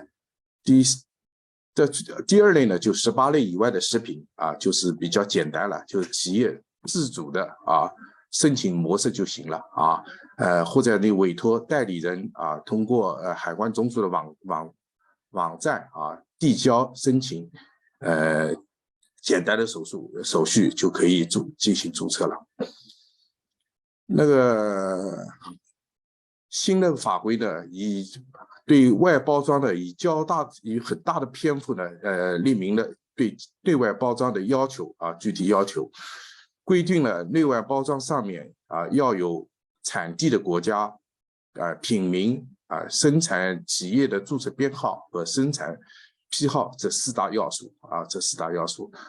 那么除此之外呢，外包装上还要中文标明啊，规格啊，规格呢这个意思呢，就是什么类型的包装，这个肉类的块的大小，这就叫规格啊。还有产地啊，产地呢要具体到哪个州或者是省哪个市啊。还有目的地，外包装上目的地呢一定要列明是中华人民共和国。还有呢生产日期啊，保质的期限。保质期限呢，中国法规没有规定啊，这个肉类保质期是多长，是根据企业的或者出口国的法规要求啊，确定保质期。还有储存温度啊，储存温度也是有不同的规定。我们国家呢是肉类规定的是-15度以下-15度以下，那么我们有的议定书呢是两国的议定书呢是-18度，这个是根据情况不同啊。那么这样呢，就是外包装上呢还要加上项啊，一点不要要记住啊这个事情。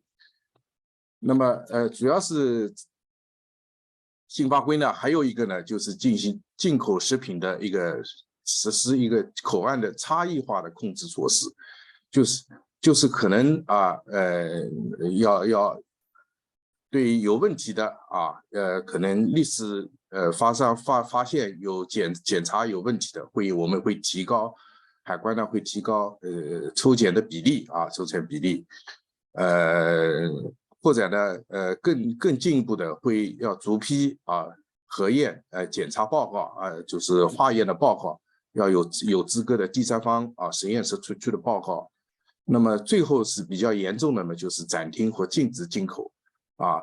那么还规定了这些要消除这些控制措施的一些条件啊，一些手续啊，什么程序都在这个法规上进行了明确啊。新法规呢还将进口食品的生产企业呢包括肉类啊，注册期呢原来是4年啊，现在延长到5年，因为这个我们国家的食品安全法是规定有效期是5年，那么跟进口的跟我们国内的工厂这个有效期都统一为5年了啊。这也是体现了世贸组织WTO 的国民待遇的问题啊，还有注册信息的变化的问题啊，注册信息变化如果是厂名变化啊，或者是地址变化，都可以经过申请变更，但是如果生产场地的迁址或者法定代表人的更换，或者是注册编号的变化，这个要重新注册啊。因为解释呢认为是这样，就是法人的变化被认为呢是对企业的食品安全卫生管理和控制呢有影响了，所以法人的变化也要重新注册，它是这么规定的啊。新法规呢还明确了对境外国家评估和审查，这个也是一个重点啊。对外经济这个审查的前提、内容、什么方式，怎么审查材料和结果的应用等等的明确啊。什么时候呢开展了国家评估和审查呢？第一种情况就是被动的申请启动。就是根据国外的申请我们开展国家的评估，比如说加拿大以后要申请出口羊肉、马肉或者是禽肉这些。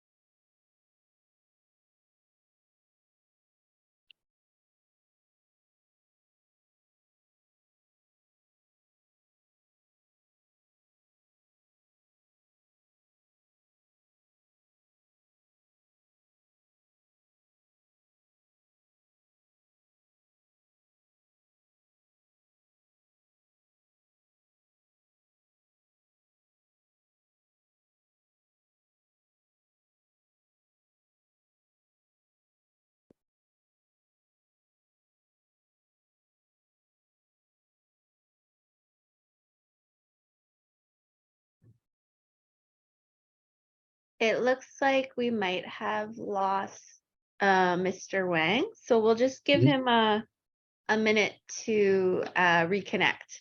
Hopefully he'll be back online soon. Okay. Oh, there he is.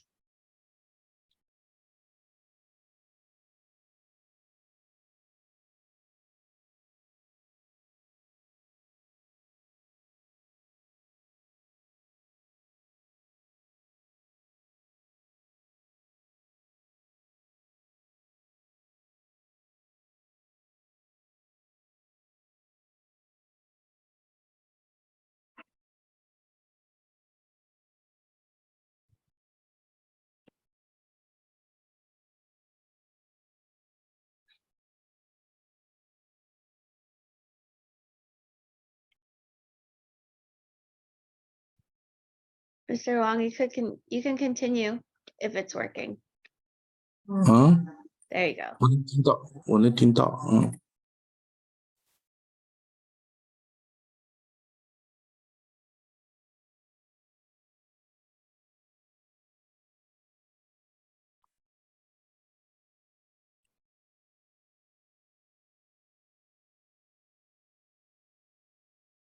OK， 好，我们继续啊。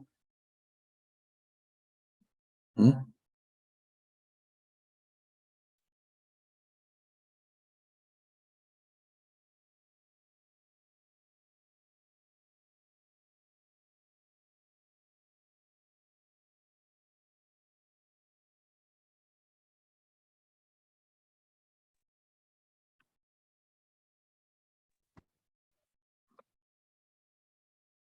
好，能听到吗？啊。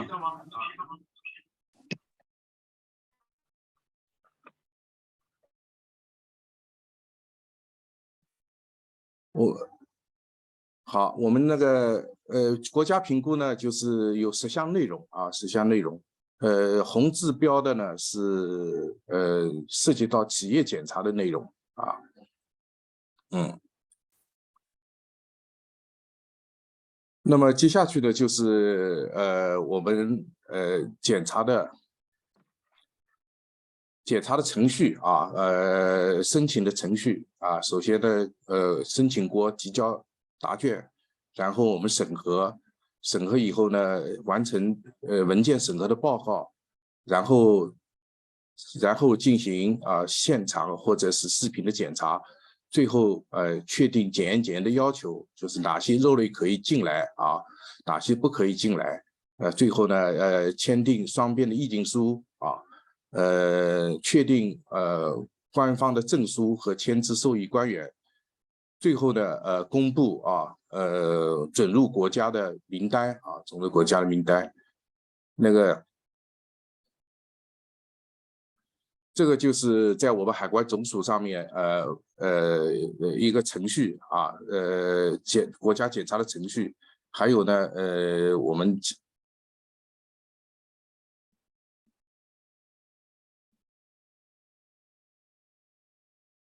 检查的哪些国家可以进口的名单啊，最后名单。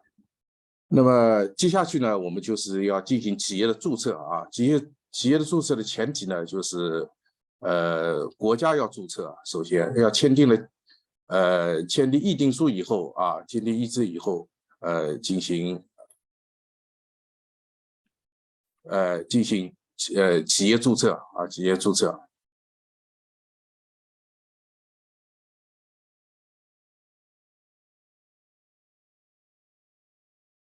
那么所有的递交的材料都在我们的海关总署的网站上有，要需要什么材料？那么必要时呢要海关总署的要求的提供企业的食品安全控制的体系文件，包括了一些厂区的车间的图纸啊，还有工艺流程啊这些图纸啊，这是企业注册的一个流程图啊，企业递交申请啊，官方推荐，然后文件审核啊，文件审核不合格的补充材料啊，补充材料，然后是视频和实地的检查，也可能啊，就是不进行实地和视频的检查啊，就是我们批准了啊，就是直接批准了，因为有文件审核的形式也可以批准注册。最后反馈，把报告反馈给对方的官方，最后形成最终的报告在我们的海关的网上公布企业注册的名单啊。这个就是企业注册的名单啊，加拿大的哪个工厂啊，出产个什么产品啊，在加拿大的注册代号是多少，在我们国家的注册代号是多少啊？企业的名称还生产地址，那么注册的日期和有效期。这要提醒的是我们加拿大的牛肉工厂在今年的到明年的7月31号都要过去的，希望提早3到6个月递交重新延续注册的一个申请啊。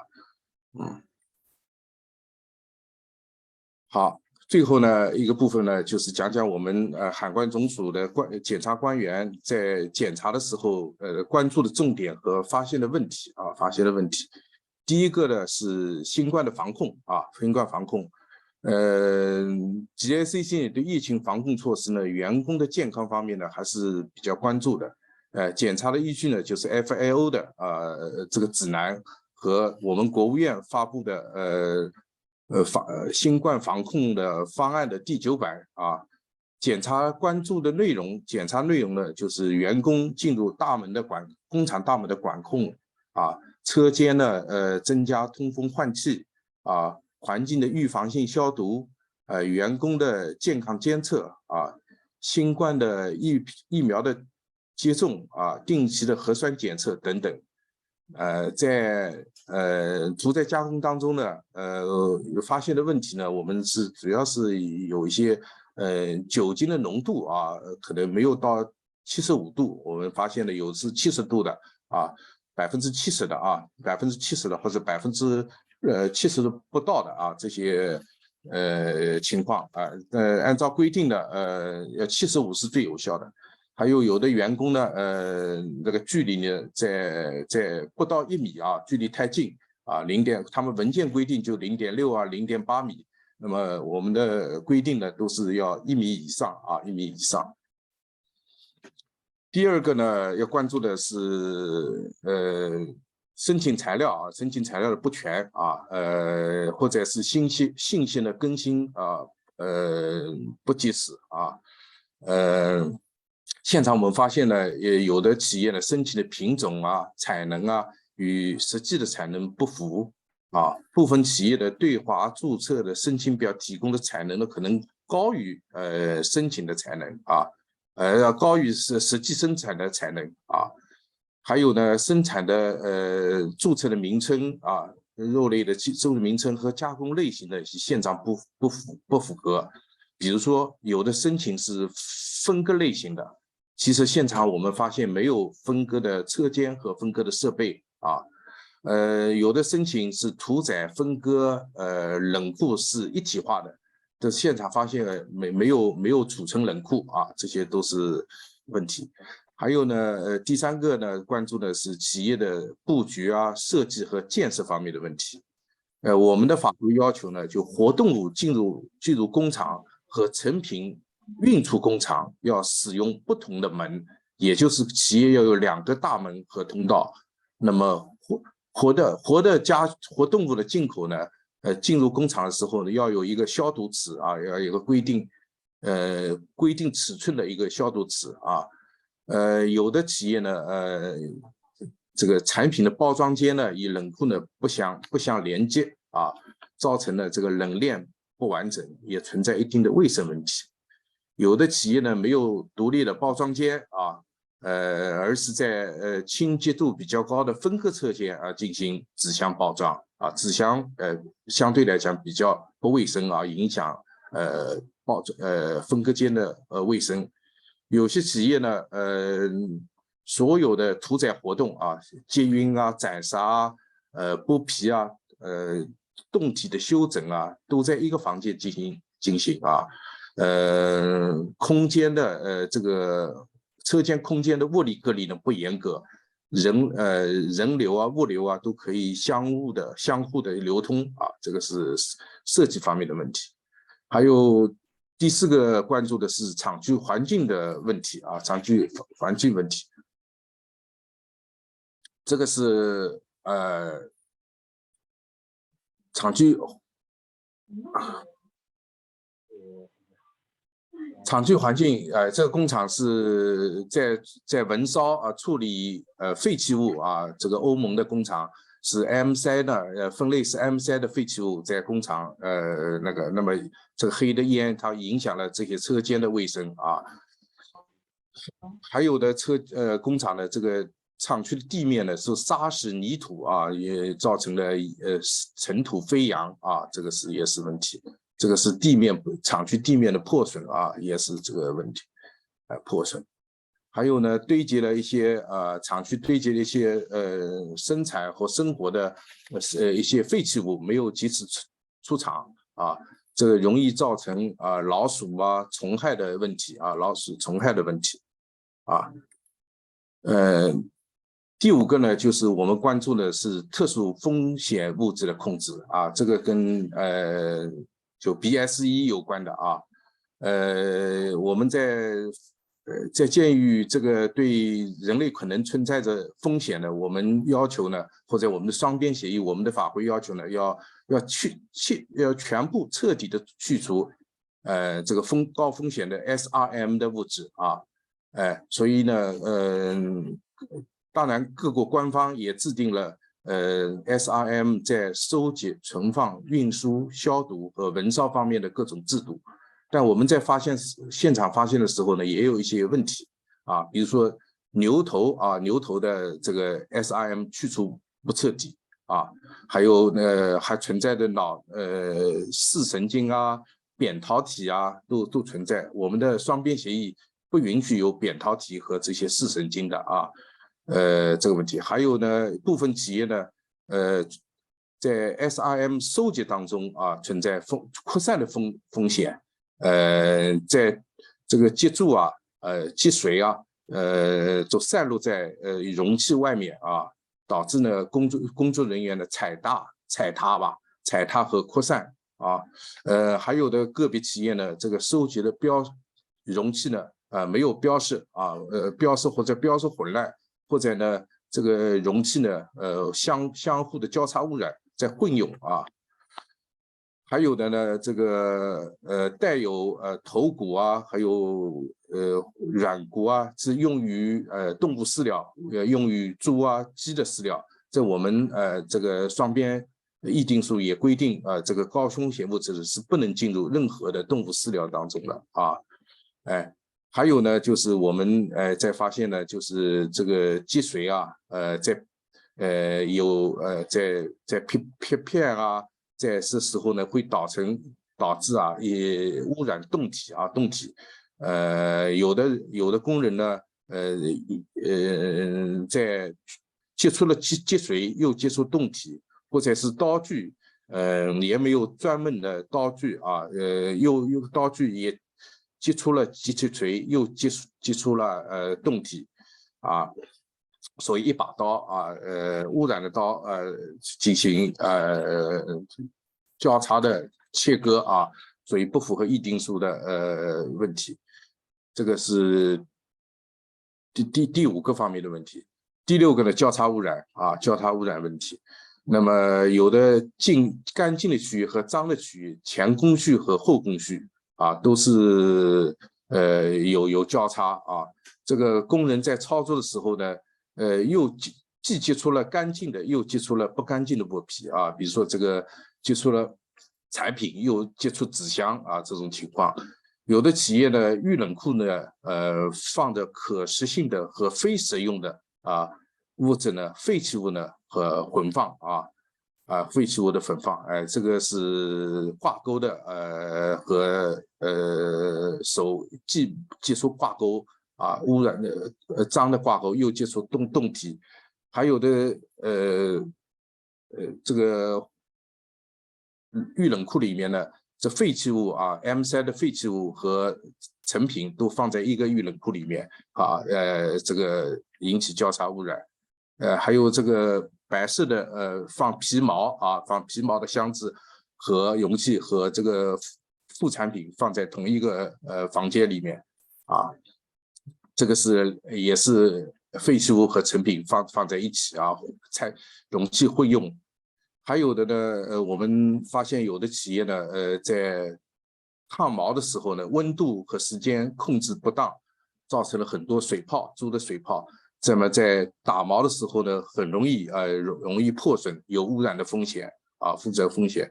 还有的刀具啊，的82度的消毒的刀具啊，温度不够，或者是用其他的方式进行消毒，那么这种其他方式消毒，比如说酒精啊，其他消毒呢，要有科学的依据啊，并且呢要经过主管部门的批准啊才是使用。第7个方面呢，就是副产品的加工啊，副产品加工呢，也是海关总署检查员比较关心的问题。那么普遍的问题呢，就是副产品的处理间啊，加工间场地呢比较狭小，与生产能力呢不是很符合啊。各个工序啊，修整、清洗啊、挑选啊、预冷啊、冷却都在一个区域里面啊，卫生状况呢不太好啊，不太好。有的也没有温度控制啊，副产品呢没有温度控制啊，对微生物的监控呢也没有监控啊，不像分割肉啊进行监控。那么主管当局呢对副产品呢也没有纳入它的监控的体系啊。所以这个残留啊、微生物都没有进行监控。那么我们中方海关总署呢认为呢，我们进口的副产品占比比较大。那么副产品与分割的肉类呢，是存在着比较大的差别啊。而且副产品呢也是在中国呢也是食用的，那么更容易受到微生物的污染的风险啊。所以不能用冻体的抽样检测来代替对副产品的取样检测啊。那么第8个是更衣室的问题啊，更衣室的问题。那么很多的企业呢，更衣室的管理呢比较混乱啊，不经常打扫啊，存在着私人的和衣服和干净的工作服的混放啊，饮料啊都放在一起。有的企业呢，就是分割车间和屠宰车间是不同清洁程度的车间呢，共用一个更衣室啊。有的更衣室呢与车间呢不相连接啊。工人呢，穿上工作服呢，就是经过一个露天的进入企业啊，进入车间啊，进入车间。那么可能国外的环境啊，外面环境比较好，经常可以穿着工作服走出工厂啊，走出车间外面。但我中国的法规呢是不允许穿着工作服啊出车间的啊，出车间的。最后一个呢，仓储问题啊，仓储问题。那么我们的规定的议定书双边的议定书规定呢，都要有对中国出口的专门的区域或者专门的冷库啊，专门的冷库啊，这个要有专门的冷库，要有标识啊。有的我们的仓储呢，我们规定呢，就是外包装和内包装和辅料都要分库存放，因为清洁程度不一样。那么国外的法规呢，往往没有这方面的要求，内外包装都放在一起啊，内外包装都放一起，没有分库存放。有的呢，我们在冷库里面发现啊，在对华出口的、对中国出口冷库里面发现没有任何标示的啊，的货啊货，还有呢，冷库的对货呢要有一定的空间，我们中国规定的是30离冷库墙边和货堆之间要至少留出30厘米啊。当然我们海关总署还会关注其他一些重点啊，比如说温度的控制啊，温度的控制，产品的温度还有温度要求的场所都还会要控制。好的，我今天就介绍到这里。刚才网络有点断啊，不好意思啊。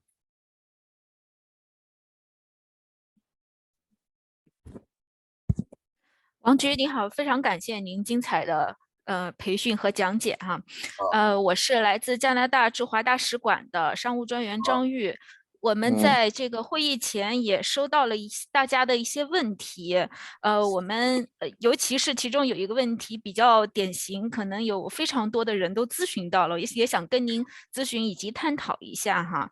就是说在去年12月这一例非典型疯牛病发生之后，我们应该做什么才能够尽快的呢去恢复我们加拿大的这个牛肉的进口呢？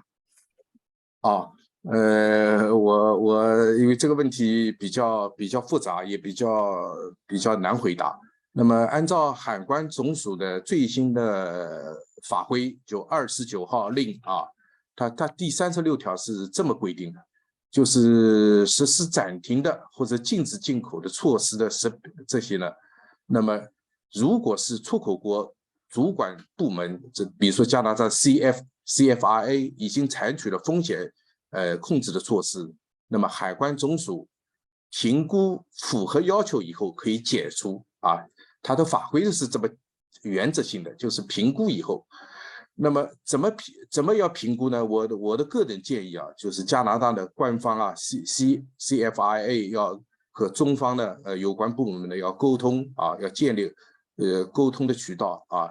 首先要提出恢复的申请啊，要递交 BSE 风险可控的支撑性的文件，比如说是你 ORE 的可以获列的你是怎么做到位的你的农场、你的官方监控、你的屠宰场，控制这些都是没问题的还有呢，这我们中国呢，这个动物疫病的控制呢，主管部门是中国的农业农村部，因为我们发布禁令的话，是跟农业农村部和 GICC 是一起发布的禁令，所以还要跟农业农村部，我们也会 GICC 也会征求农业部的意见，所以我建议呢，也跟农业部要进行沟通要配合中国呢开展书面的和视频的或者实际的评估工作所以在各方面都要各方面的措施，在农场、屠宰场或者是官方的疫病监控都是切实有效的那我作为我们今天屠宰场农场的人比较多来，那我建议呢，就是我们企业屠宰场要做好我们的关于 BSE 的监控工作。比如说你要第一个要做好培训对我们的员工进行高风险物质的自控的培训怎么操作的培训。第二个呢，要做好防护我们在屠宰场的时候要做好防护避免这个对员工造成一些直接接触做好防护。第三个呢，就是高风险物质，就是脊髓这些脑部这些的高风险物质的流向，要在收集运输要过程当中要减少传播的风险第四个呢，就是要清洁和消毒。那么接触了SRM 的工器具容器要及时的进行消毒要去消毒。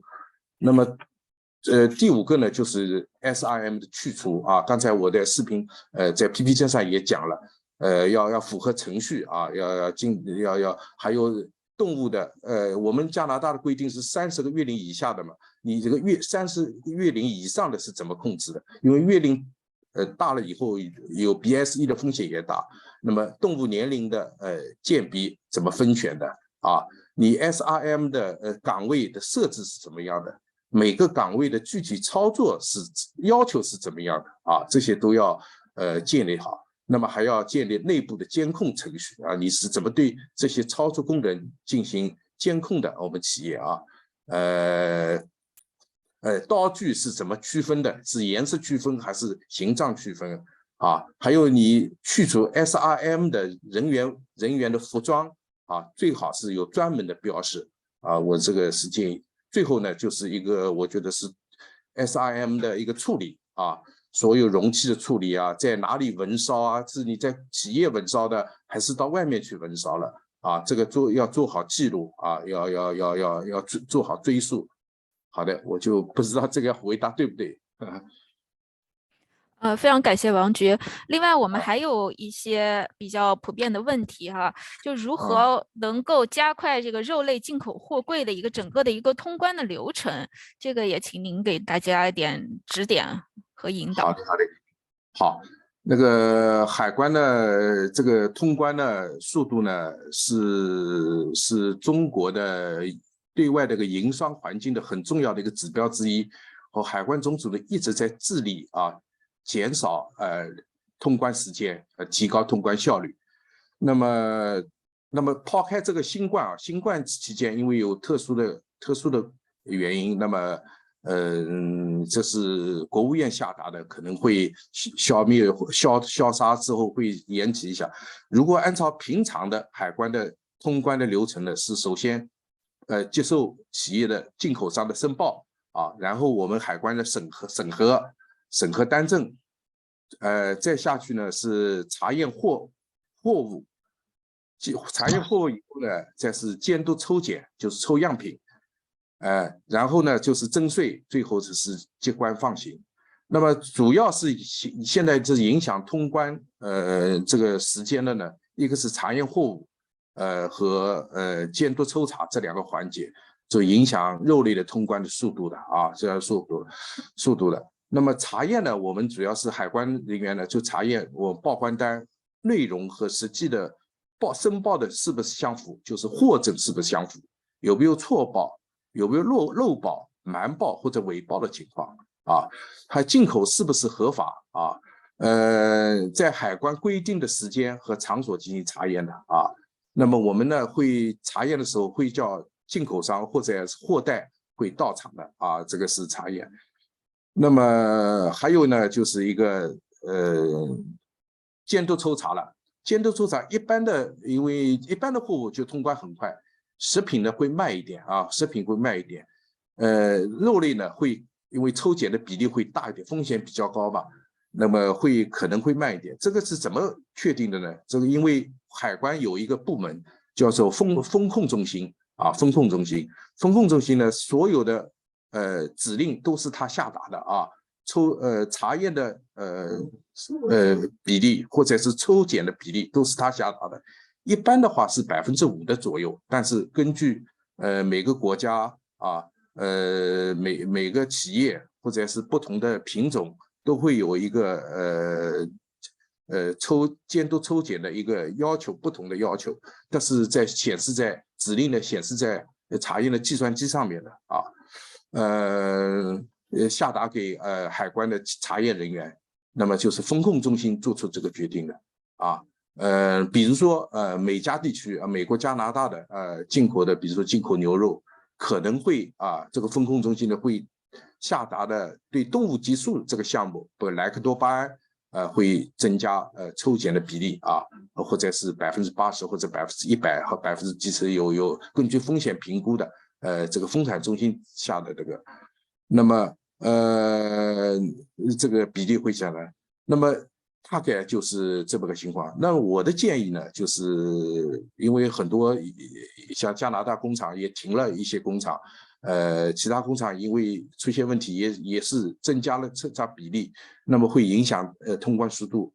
我的建议呢，就是我们加拿大的出口商啊。第一个，在出口的时候在生产上要发货前呢，要认真的核对货证是不是一致啊，你的品种、生产日期、批号啊，这些标签是不是跟货物呢是不是一致的？这个品种呢，出口的品种是不是在这个种类以内的啊？你没有准入的副产品或者内脏都发货来了。有发生过这种情况啊，有的比如说是加拿大内脏还没有牛的内脏还没有准入的，这是发货的工人可能发错了，把这个牛肚啊内脏都发货来了，那么就是影响这个以后的通关了，或者会导致它的暂停了啊。这个所以要出口商核对，一定要仔细核对。第二个我的建议呢，就是要选择比较好的中国的进口商啊。他呢，好的进口商呢，他也会帮你咨询当地的海关啊，海关的最近政策怎么样啊？通关的实验室的检测任务繁不繁忙？因为实验室的检测的繁忙的会影响实验室出结果的这个时间啊，有的是3、4天，有的是1个星期，一般来讲就1个星期做结果了。如果堆积的样品很多的话，它可能会延长时间啊。所以这个进口商呢，会跟当地的通关的口岸呢会一个对接啊。那一旦出现问题呢，好的进口商呢会做好解释工作啊，会跟海关的官员呢去主动的对接啊，解释，而不是逃避啊。那么我们所有海关的肉类进口的指定口岸或者指定的查验场所的要求呢是一致的。那么因为在当地可能当地的政府也会影响到这个口岸的他会支持我们口岸的一些政策啊。那么所以当地的口岸也跟政府也有一定的关系。最后一个呢，就实验室要注意，实验室我们因为实验室的检测能力和检测时间呢，都是根据有一个时限啊，可能样品少一点，它会出结果会快一点，那么放行也会快一点。好的，有什么问题以后我们在线下或者是通过肉类协会的渠道再继续的进一步探讨吧。这个好，谢谢。好，谢谢王局。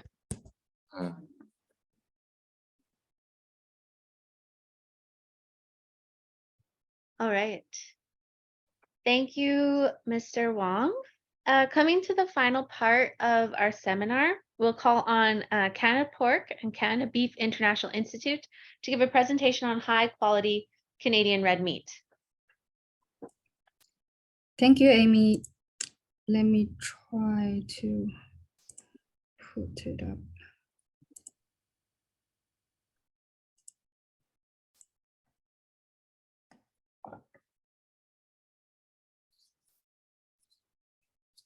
Is that good? Still says you're starting to screen share.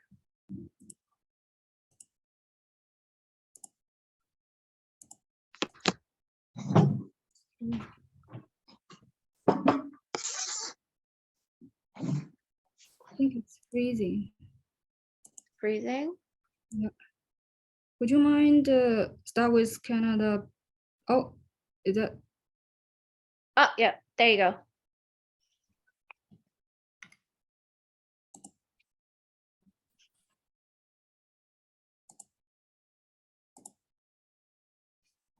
Um, 很高兴，非常感谢中国肉类协会，与加拿大驻华使馆的邀请，参加此次中加肉类产业线上论坛，也非常感谢高官会长的致辞与各位加拿大行业企业代表的分享，也感谢刚刚这个王局对肉类监管与合规的一些介绍。很高兴今天可以有机会向各位中国肉类行业的同仁介绍加拿大猪肉协会。加拿大猪肉协会是由加拿大肉类协会和加拿大猪肉生猪养殖者协会成立于1991年。加拿大猪肉协会是负责为整个加拿大猪肉产业在加拿大国内市场与出口市场拓展与推广的机构。那我们协会一共包括19家加工厂与20余家贸易商，他们代表了加拿大联邦政府批准的猪肉加工厂与国际贸易公司。我们协会总部位于渥太华，在上海与东京有办事处。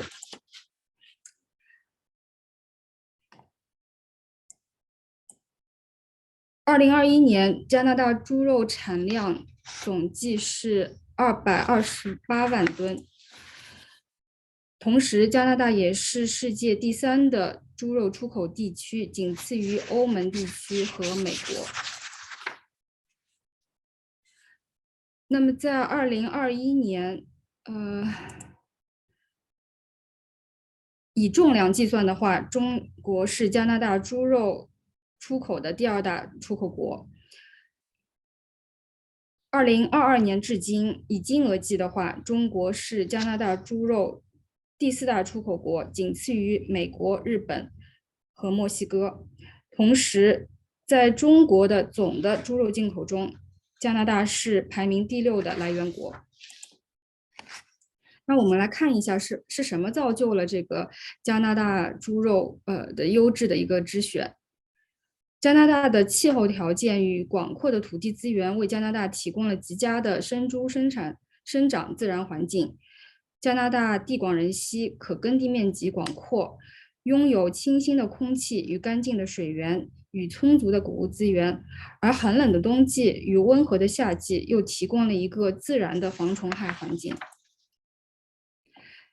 加拿大生猪的主要谷物饲料来源是玉米、大麦、小麦、豌豆、油菜籽和大豆。那众所周知，动物饲料会影响猪肉的质量与口感。加拿大这些优质的谷物造就了加拿大猪肉的优质的脂肪颜色、质感，肉的硬度，还有瘦肉的比例，以及优异的货架期，非常芳香的一个香气与口感，还有完美的这样一个肌间脂肪，也就是俗称的大理石花纹。正如加拿大肉协 Kim 女士的介绍，加拿大生猪的养殖与猪肉生产有着严格的质量标准与监管体系。加拿大有着强制性的可追溯体系。加拿大的猪肉不添加生长激素，也不含莱克多巴胺。所有的工厂出口的产品都经过了 CFIA， 也就是加拿大食品监督局的检验认可。作为世界主要的猪肉出口来源国之一，加拿大是享誉全球的高质量猪肉供应商，服务于亚洲市场已经长达60余年。正如刚才那个枫叶公司所介绍，他们是从非常早开始就已经是出口到中国市场，也有着专注于出口市场的世界级的加工厂，拥有着娴熟的匠人，能够为高要求的市场提供精准的产品。我们可以举个例子，就是在日本市场的冰鲜猪肉的进口中，大约有48%的进口来源是加拿大的冰鲜猪肉。接下来我们来了解一下加拿大猪肉的加工及其烹饪的特质。加拿大的猪肉呢，有着优秀的洁白的这个肌间脂肪纹理，也有着非常高产出的分切包装和特性，储水能力也很高。所以在这个烹饪完以后，它的肉质仍旧保持着鲜嫩多汁，以及其非常高的这样一个高肉骨比和出产率，对这个猪肉加工来说是非常的优异的。那么自2017年，我们协会进入中国市场以来呢，也积极的参与了各个的行业的一些交流，与中国肉类的同仁保持着非常多的这样一个沟通。行业协会是我们行业的展会是我们参与中国市场的一个主要的方式之一。那每年我们也会参与中国肉类协会组织的中国国际肉类产业周，以及也会参与产业周上的这样一些论坛。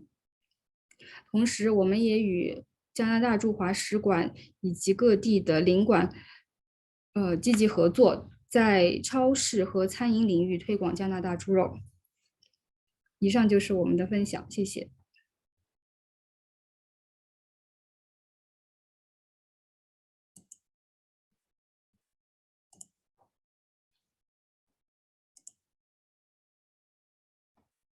Back to you, Amy.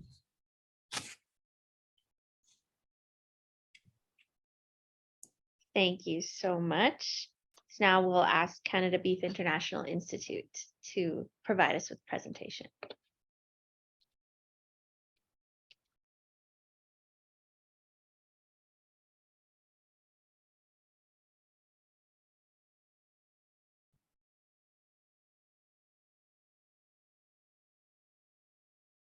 Having trouble.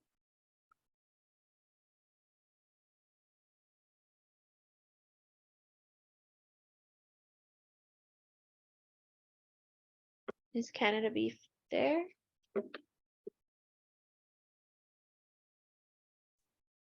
Hi, Angie, please unmute yourself. Oh, here, I can ask.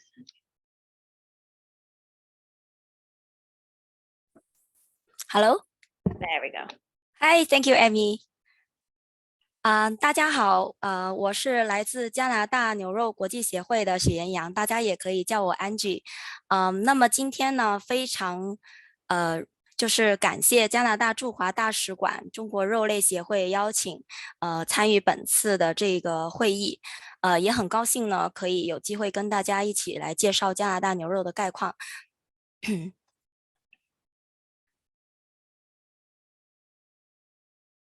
OK。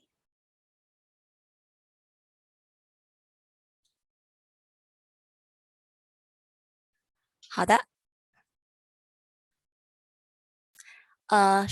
今天呢，我们会给大家分享一下以下的一些议题。首先呢，是关于我们协会的一些介绍，另外呢，就是大家可能关注的加拿大牛肉产能和出口的一个表现，以及加拿大牛肉的优势特点介绍。同时呢，最后我会给大家介绍一下协会提供的关于出口销售推广和市场发展方面的一些支持。那么加拿大牛肉协会呢，是一个非盈利的由加拿大养牛者出资运营的一个组织，代表着就是全国超过6万多个加拿大的这个牧场家庭，所以我们代表的是养牛者。我们协会呢是为加拿大的国内和国际市场提供市场发展和推广的这些项目和服务。那么具体呢，在后面呢，我也会做一些介绍。我们协会呢，总共是有26名的市场推广和行政方面的一个员工，在中国、日本、台湾和墨西哥呢都有办事处。协会30多年来一直都是在支持出口的推广和市场发展的项目。那么这个呢是大家可能会比较关注的一些数据，可能大家不一定了解或者已经比较熟悉的，加拿大是世界上第3大谷饲牛肉的出口国，同时呢，如果是以牛肉的出口量和牛只合并来计算的话呢，加拿大是全世界排名第5的一个出口国，这个。下面的数据呢是2020年一个预计的一个统计量。那么在全球牛肉产量前13名的国家里面呢，加拿大是排名第9位。如果是以牛肉量出口来排名呢，加拿大是排名第8。那么在加拿大呢，加拿大牛肉其实是一个非常重要的一个支柱产业。加拿大的牛肉生产量在2021年呢是达到了160万吨，那么其中呢，出口量是占到了38%。另外呢，我们也可以看到，在2022年的话呢，虽然总的产量略有下降，但是整体的一个出口占比是上升的。预期我们在22年的话呢，总体出口会占到总产量的40%。对于加拿大牛肉来讲呢，出口是很大的一块市场。大家可以从这个图表上可以看到，整个加拿大牛肉的出口呢是一直持续在增长的。同时呢，就是最大的这个出口市场呢，加拿大最多的这个出口市场是到美国，那么其次呢是日本，中国加上香港这个市场呢，也是我们非常重要的一个出口市场。在2021年呢，整个加拿大向56个国家出口了超过50万吨的牛肉，整个出口价值达到了45亿加元。那么这个是关于亚洲市场的一个概况。就像刚才讲的，在这个亚洲的话呢，我们加拿大牛肉最大的出口市场是在日本和韩国。在东南亚的话呢，越南和菲律宾是最大的市场。中国市场对我们来讲也是至关重要。在之前呢，中国的市场。加拿大对中国市场的这个牛肉出口呢，是一直在持续的增长。去年1年的话呢，整个是达到了2万吨，整体的价值是1.93亿加元。这个只是中国内地的一个数据。当然呢，非常的遗憾，因为在去年的年底呢，中国政府是要求加拿大暂停签发这个出口证书，所以在今年呢，我们暂时是没有牛肉出口到中国。因此呢，协会也减少了一些在中国的这些活动，但是我们仍然是非常重视这个市场，时刻准备着一旦出口恢复的话呢，我们会继续持续的来大力发展这一个市场。好。那么关于出口的数据是这些，那大家可能刚才我看到在评论区呢，也都就是问了很多的问题，非常感谢大家对这个加拿大牛肉的关注。那么下面我给大家介绍一下加拿大牛肉的一些产地特点和一些特征优势。那么大家都熟悉的加拿大呢，是在一个北温带的一个位置。加拿大的整个气候和广阔的空间是给世界上最好的一个养牛环境之一。大家都知道加拿大是国土面积第2大的国家，整个的人口基数却非常的低，只有3700万人口，也就是一个典型的地大物博、地广人稀的一个国家。那么这样的话呢，给养牛呢提供了非常有利的条件，包括加拿大有充足的水源和清新的空气，广阔的牧场和天然草场。同时呢，加拿大种植了大量的谷物，这个给加拿大生产谷饲牛肉提供非常有利的条件。更重要的一点呢，是在加拿大这个国家，它的冬天是非常的寒冷的。大家可以看到这边的这张图，整个冬天呢都是霜雪覆盖的。那么我们的牛只呢都是在户外这样活动，寒冷其实是一个非常有利的条件，可以对疾病啊一些病毒和细菌呢形成一个天然的屏障。同时牛只在这种冰天雪地里面活动的话呢，经过霜雪的洗礼呢，它也会变得更加的健壮。那么刚才我也看到在聊天的评论就是聊天区里面有朋友问到这个加拿大的牛种，没错，加拿大的养牛者选的是这个来自于欧洲的 Bos Taurus 牛种。这一个牛种很显著的一个特点就是它非常喜欢寒冷的气候，很适宜在加拿大寒冷的气候下生活。这个 Bos Taurus 牛种呢，它有一个特点，就是它可以稳定的出产油花丰富、出油率高，而且口感非常浓郁的这个牛肉。那么这种品种呢，在世界上是非常的受欢迎的。加拿大的养牛者呢，选用的主要的牛是安格斯牛、西门塔尔牛、夏洛莱、海福特、利木赞等等这些牛。这些牛种都是属于 Bos Taurus 这一牛种下面的一些牛的品种。那么整个加拿大的这个牛种呢，它是建立在来自于英国血统的这些传统的牛种上。那么主要就是刚才提到的安格斯啊、海福特啊、短角牛和盖洛韦牛等等。那么在选择牛种的时候呢，主要是考虑它的一个性能表现呐，它的父系和整个基因，然后呢，确保这个牛种可以始终如一的生产出来，这个满足到我们出肉量的需求和肉的品质需求的一些最佳组合。加拿大的牛种是完全不包含这个婆罗门牛，也就是大家熟悉的流牛的这种基因。那么加拿大呢，刚才我们提到是一个生产谷物的一个大国，也是世界上最大的谷物生产国和出口国之一。那么在加拿大呢，我们是采用玉米、大麦和小麦来进行育肥，这样呢生产出来的牛肉呢是有非常好的一个油花度、紧实的肉质和洁白的脂肪，同时呢肉味呢又非常的浓郁。加拿大有超过300年的一个养牛的历史。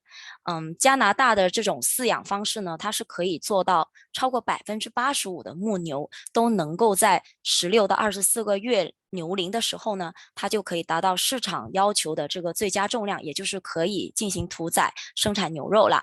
那么在这个相当于牛不到2岁的时候就可以进行一个屠宰，但是牛呢本身加拿大生产的牛只都是非常的大只的。这样有一个好处就是牛在比较年轻的时候进行屠宰呢，也可以确保它的肉质是柔嫩的。那么刚才我看到也有就是朋友问到，就是这个加拿大的牛是从别的地方引进的，还是说就是本土养殖的？那么基本上可以说基本上都是以本土养殖的为主，并且刚才也讲到加拿大如果是以牛肉量出口加上牛只，也就是整个活牛的出口的话呢，其实是排名世界第5位的，所以加拿大也有很多的牛只呢是出口到其他的国家。那么我们再介绍一下整个加拿大这个牲畜喂养的一些体系。在加拿大呢，我们的加拿大食品检验署，也就是 CFIA 呢，是负责执行国家的牲畜饲料计划。所有的这些饲料呢，都必须经过这个 HACCP 系统的认证，也就是危害分析和关键控制点这种系统的认证才可以生产。那么这个目的在于是确保整个牲畜饲料的生产、销售和运输都符合联邦的饲料法规。在加拿大呢，每一头牛都有一个统一的身份识别，身份认证号码。加拿大的这个全国牧牛身份识别系统呢，它是一个强制性的系统，也是国家法律监管的，同时呢，也是北美首创的一个身份识别系统。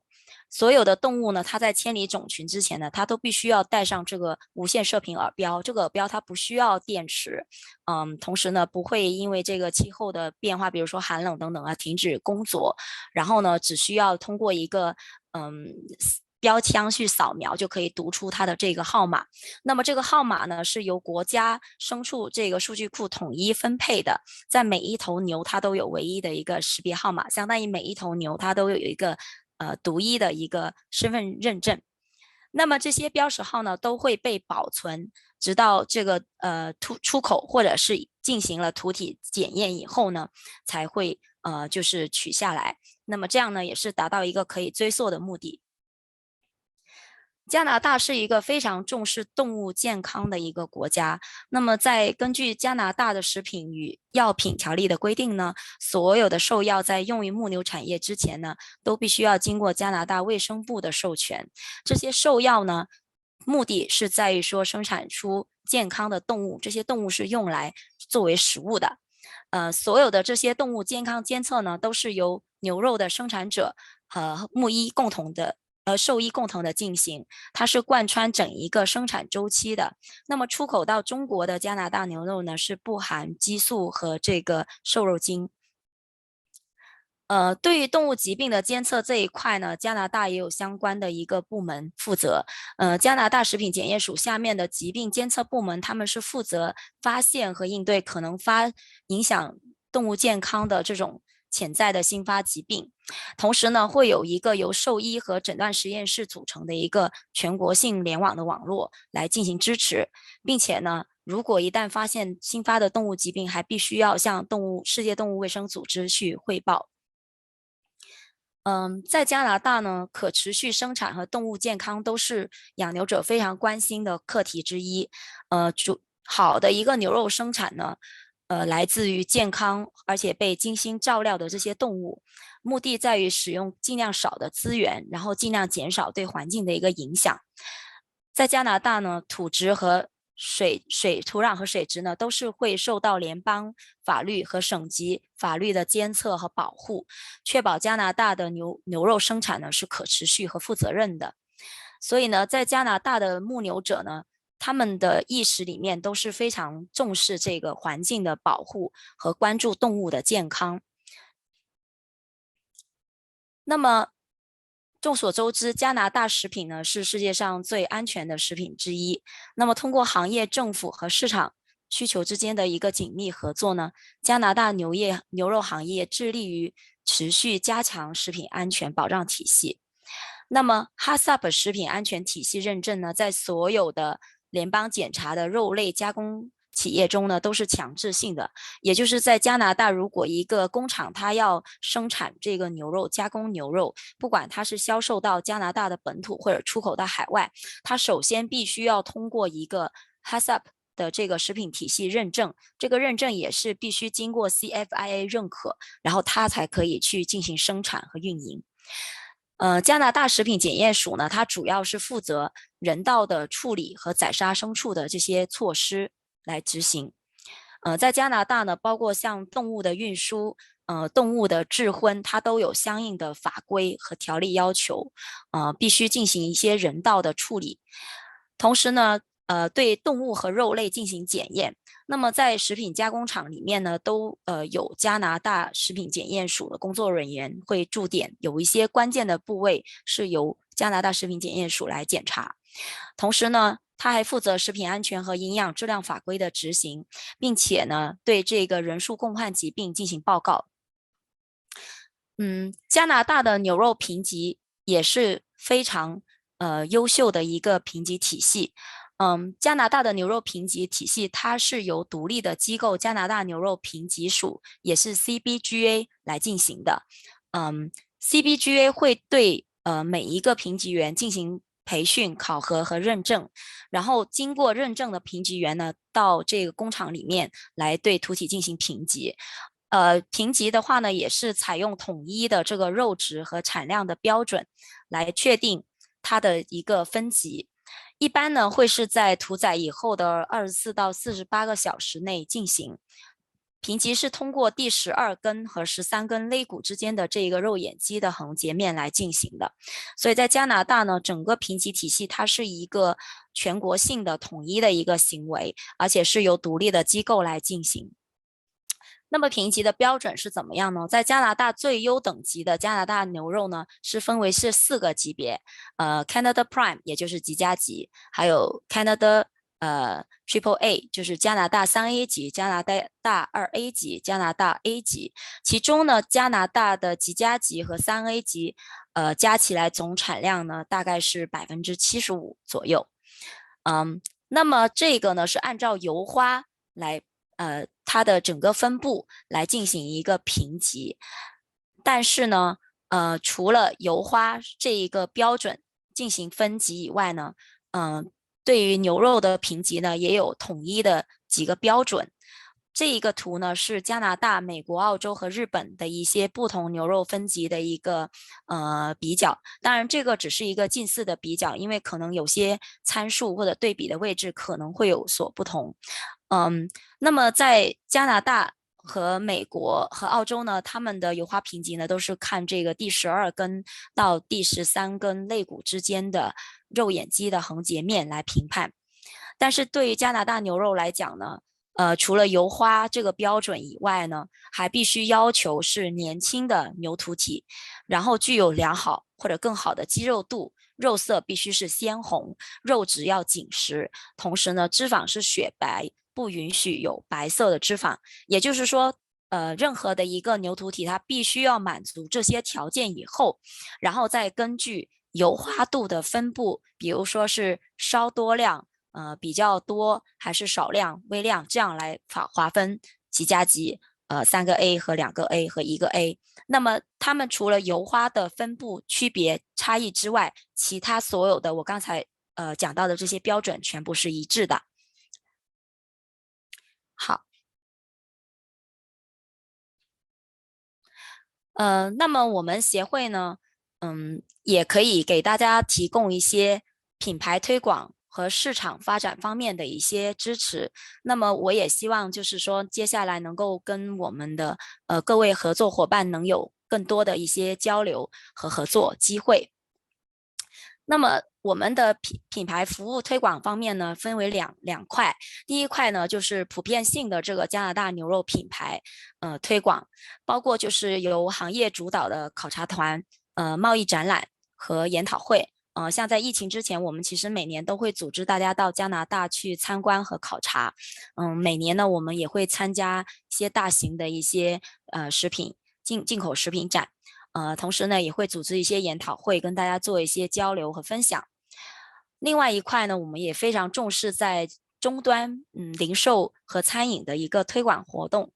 同时呢，也为大家的这个消费者营销呢提供支持，比如说广告呀，研发这个加拿大牛肉菜谱啊，包括提供一些烹饪的一些提醒。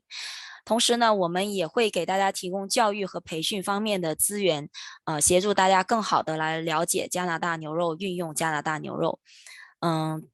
包括营销与销售的资源，还有产品或者产品规格开发等等这一方面的支持。那么还有呢，就是针对具体的加拿大牛肉品牌或者是联合品牌的这种项目呢，我们也有一个项目叫做海外市场开发项目 EMD， 这个呢是可以通过双方来共担费用，来通过共担费用来进行合作。好。那因为今天时间的关系呢，给大家介绍到这里。那么如果需要了解我们协会或者加拿大牛肉更多的一些信息，欢迎大家可以跟我联系，也可以通过这个号码加到我的微信。当然非常希望大家能够来关注一下我们的加拿大牛肉国际协会的官方微信，这个是我们的微信2维码。好，谢谢大家。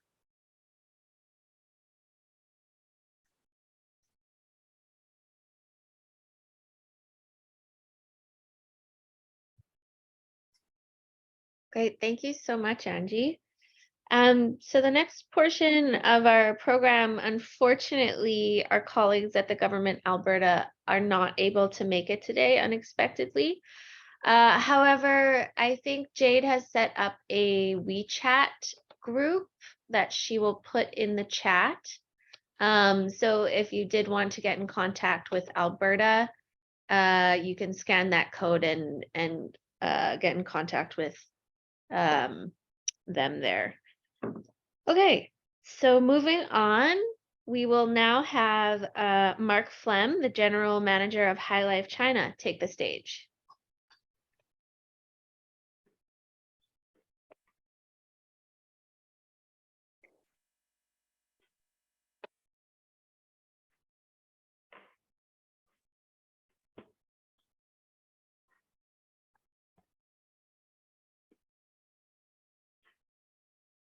Good morning.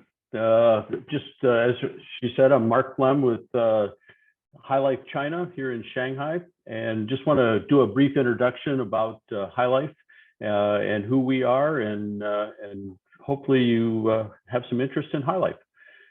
High Life started back as a hog producer back in the early 90s, primarily up until the early, about 15 years ago now.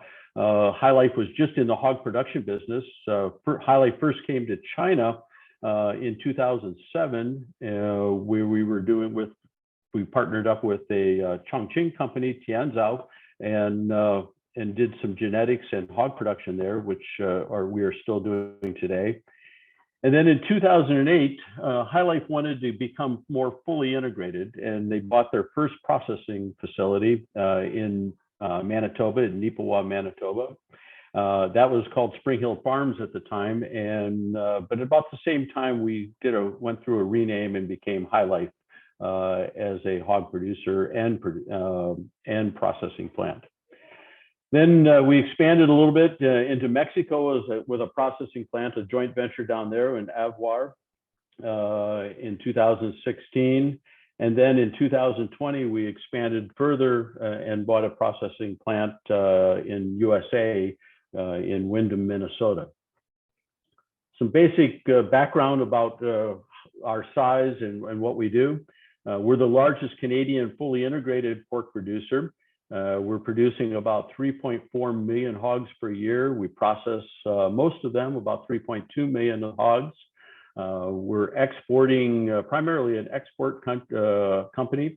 We export to about 20 different countries currently, though we have huge emphasis on the Asian market, Japan, Korea, and China, obviously, with our presence here. We have about 4,000 employees worldwide, and we also operate 4 large feed mills in Canada. Our processing facilities, this was our first one here in Neepawa, up in Manitoba. And then we have the facility down in Minnesota, in Windham, Minnesota. The Avuar facility is in central Mexico. And then we have an alliance with a Quebec processor, Cibico, we call it. And that's just starting up currently right now. What we learn from our customers is they expect the ultimate in taste and what we label taste and trust. And we look at that as our driving force in everything that we do to develop a product that delivers on those expectations.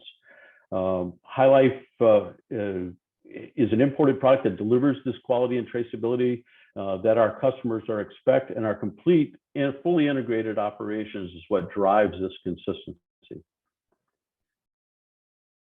Taste really starts, and this is where the fully integrated part of our business really helps us, is we buy most of our ingredients in Canada. We use farm fresh ingredients. We have our own feed mills where we specialize our own diet for our hogs. We then combine that with our own genetics and our breeding is really the background of where we develop the taste of our product. That continues on through how we handle and move the product, and then into the processing of the pig and the pork, and it enables us to deliver a quality premium product. The feed mills, we operate 4 large feed mills across Canada, and these are really crucial to the taste of our product because the quality of the product begins with what the pig eats. Trust is really built in how we operate those facilities and how we care for the animals. Trust starts with how we raise the animals at the farm, the animal care that we give, and then how we operate the plants, and constantly building in an awareness of the quality of the product and making sure that we're delivering on that quality. It also then goes through the traceability programs that we have that helps us control and track the quality of our products and delivers full consistency of the quality to our customers. The 4 elements being feed, farm, and plant is really built into our traceability of our products. Many of these things that we do for traceability that helps us deliver that trust. Some are government related and some are how we then operate with those. Through the feed, we track all of the feed at the farm level. That is then is traced down to each pig. Each pig is tattooed and or tagged prior to leaving the facility. And at the plant, we follow all the HACCP controls, and that information is then related into the product number and the sequencing numbers that are applied to our packaging. So we can trace all the way back to the farm and to the feed for each product that goes out the door. That enables our customers then to ensure that they're getting a quality product that has been monitored throughout. Our core strategy really hinges on this vertical integration: the feeding of the pigs, the R&D that we go in, the farms, and the process.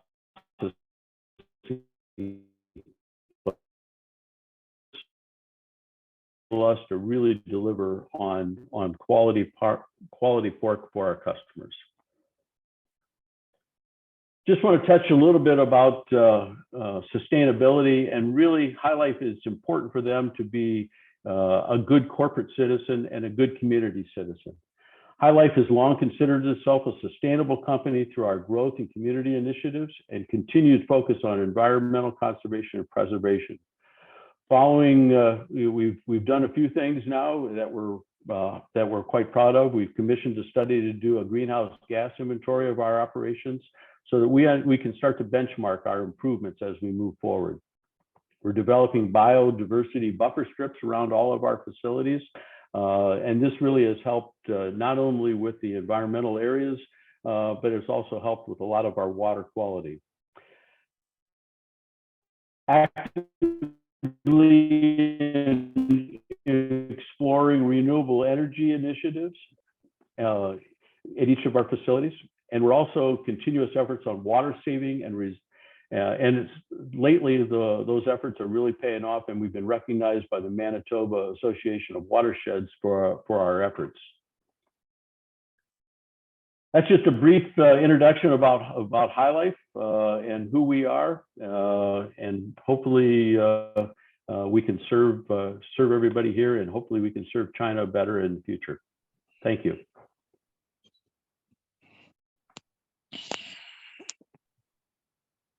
Great. Thank you so much, Mark.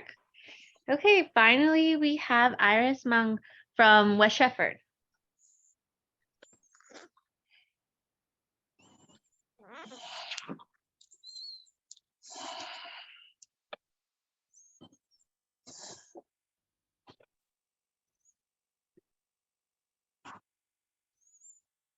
各位先生们、女士们，大家好。首先，非常感谢加拿大肉协、中国肉协和加拿大驻北京大使馆对我们公司的邀请。我们非常荣幸参加这次线上宣传活动。在这里，让我向大家介绍我们 West Shefford。West Shefford 不是一个特别容易记忆的英文名，但是却对 Dunleavy 先生有着特殊的含义。那是他生长的故乡。现在这个城市已经改名为了 Bromont， 为了纪念他童年最美好的回忆，并对他的祖辈和父母致敬， West Shelfer 这个名字就以公司名的形式传承了下来。这就是生活会将我们带去任何地方，只有爱属于故乡。目前大部分客户对我们都是简称为 WS。党雷伟先生在这个行业有着超过25年的工作经验，包括贸易、物流、金融和市场营销。14年来 ，West Shelfer 已经在世界各地拥有诸多员工，总部坐落于多伦多，并在欧洲开设了多个办事处，分别坐落于英国、波兰、意大利。4年来，为了更好的服务终端客户，我们成立了魏斯福上海办事处，主要负责小包装的零售业务。我的同事赵渊先生将在稍后向各位介绍魏斯福。近年来，我们正致力于开展南美的业务。我们的员工来自于世界各地，这也让我们的文化和语言起到了多样化，包括英语、法语、中文、西班牙语、葡萄牙语、德语、意大利语、波兰语等。我们主要针对的业务市场有中国，包括香港、台湾、加拿大、菲律宾、哥伦比亚、南非和北非。目前中国是我们最主要的业务市场。从2008年公司成立以来，我们的销售额已经增长到了每年2000万美元，但近2年来因受疫情的影响，销售额有所下滑。我们希望新的疫情制度可以让我们在新的1年里重新恢复增长，也衷心希望在座的各位都有更好的发展。作为一个发展中的贸易公司，我们的优势是有来自北美、欧洲稳定的优质货源。我们和多家工厂、冷库、各大船公司、运输公司都建立了非常稳定的合作战略伙伴关系。我们也和国内多家清关公司和货代都建立了深度的合作伙伴关系。在我们的贸易往来里，我们接受除了美金以外的其他货币结算，比如人民币、欧元和加币等。在与中国多年的贸易往来里，我们十分了解中国对各个国家的进口要求，包括产品标签、产品规格和质量，这也让我们可以更好地和工厂进行及时有效的沟通。多年来，我们对于突发状态的处理和风险的管理得到了很大部分客户的认可，比如2016年的韩进船公司破产，2018年147工厂被取消进口资格，以及2019、2020中方暂停加拿大猪肉的进口义务。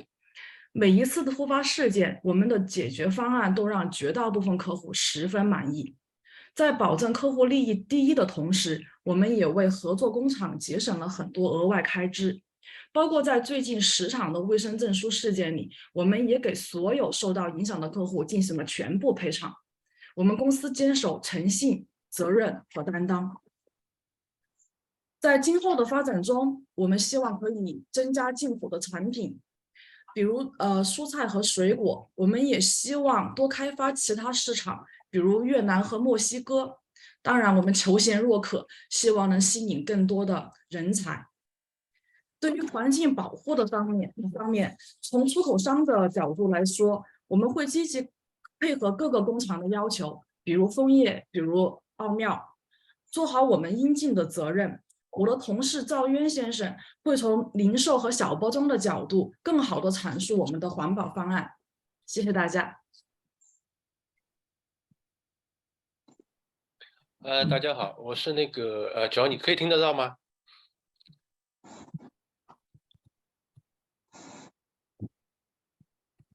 ？Yep, we can hear you. Oh, thank you.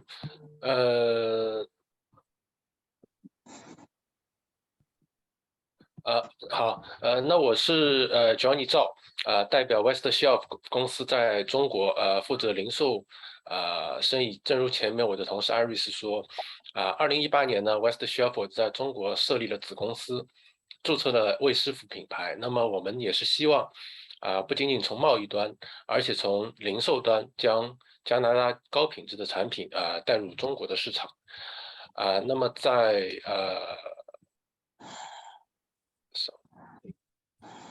那么随后我们注册了更多的品牌，不仅仅是猪肉，我们希望将更多更好的进口蛋白质食品带给中国的消费者。例如我们在水产品，我们利用海丝芙的品牌进行了一些产品的开发。卫士服中间这个 logo， 我们跟加拿大牛肉协会也有一定的合作，开拓更多品类的产品。那么我们的策略简单的一句话就是为消费者提供附加价值，缩短供应链。例如我们猪的产品进口加拿大的原料与国内的加工厂进行合作，然后形成零售包装的产成品。虽然我们的业务开展于2020年，然后受到疫情的一定的影响，至今。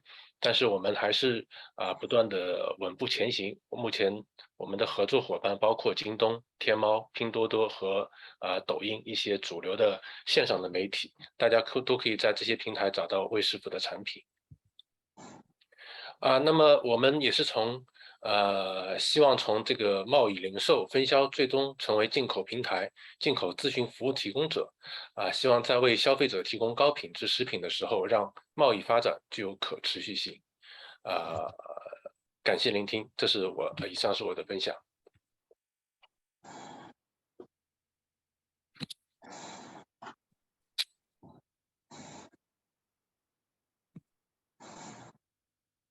Thank you. Great. Thank you so much. So this comes to the end of our program for today. We want to thank everyone who participated. A big thank you for coming out. On this screen, you can see a WeChat QR code for a WeChat group for the conference. So please scan and join. If you have any other questions or you want to get in contact with us, we want to thank all of our speakers that were here with us today. And a big thanks to the China Meat Association for their help in organizing. And to leave it off, please remember to contact us here at the embassy if you have any questions or looking for any connections.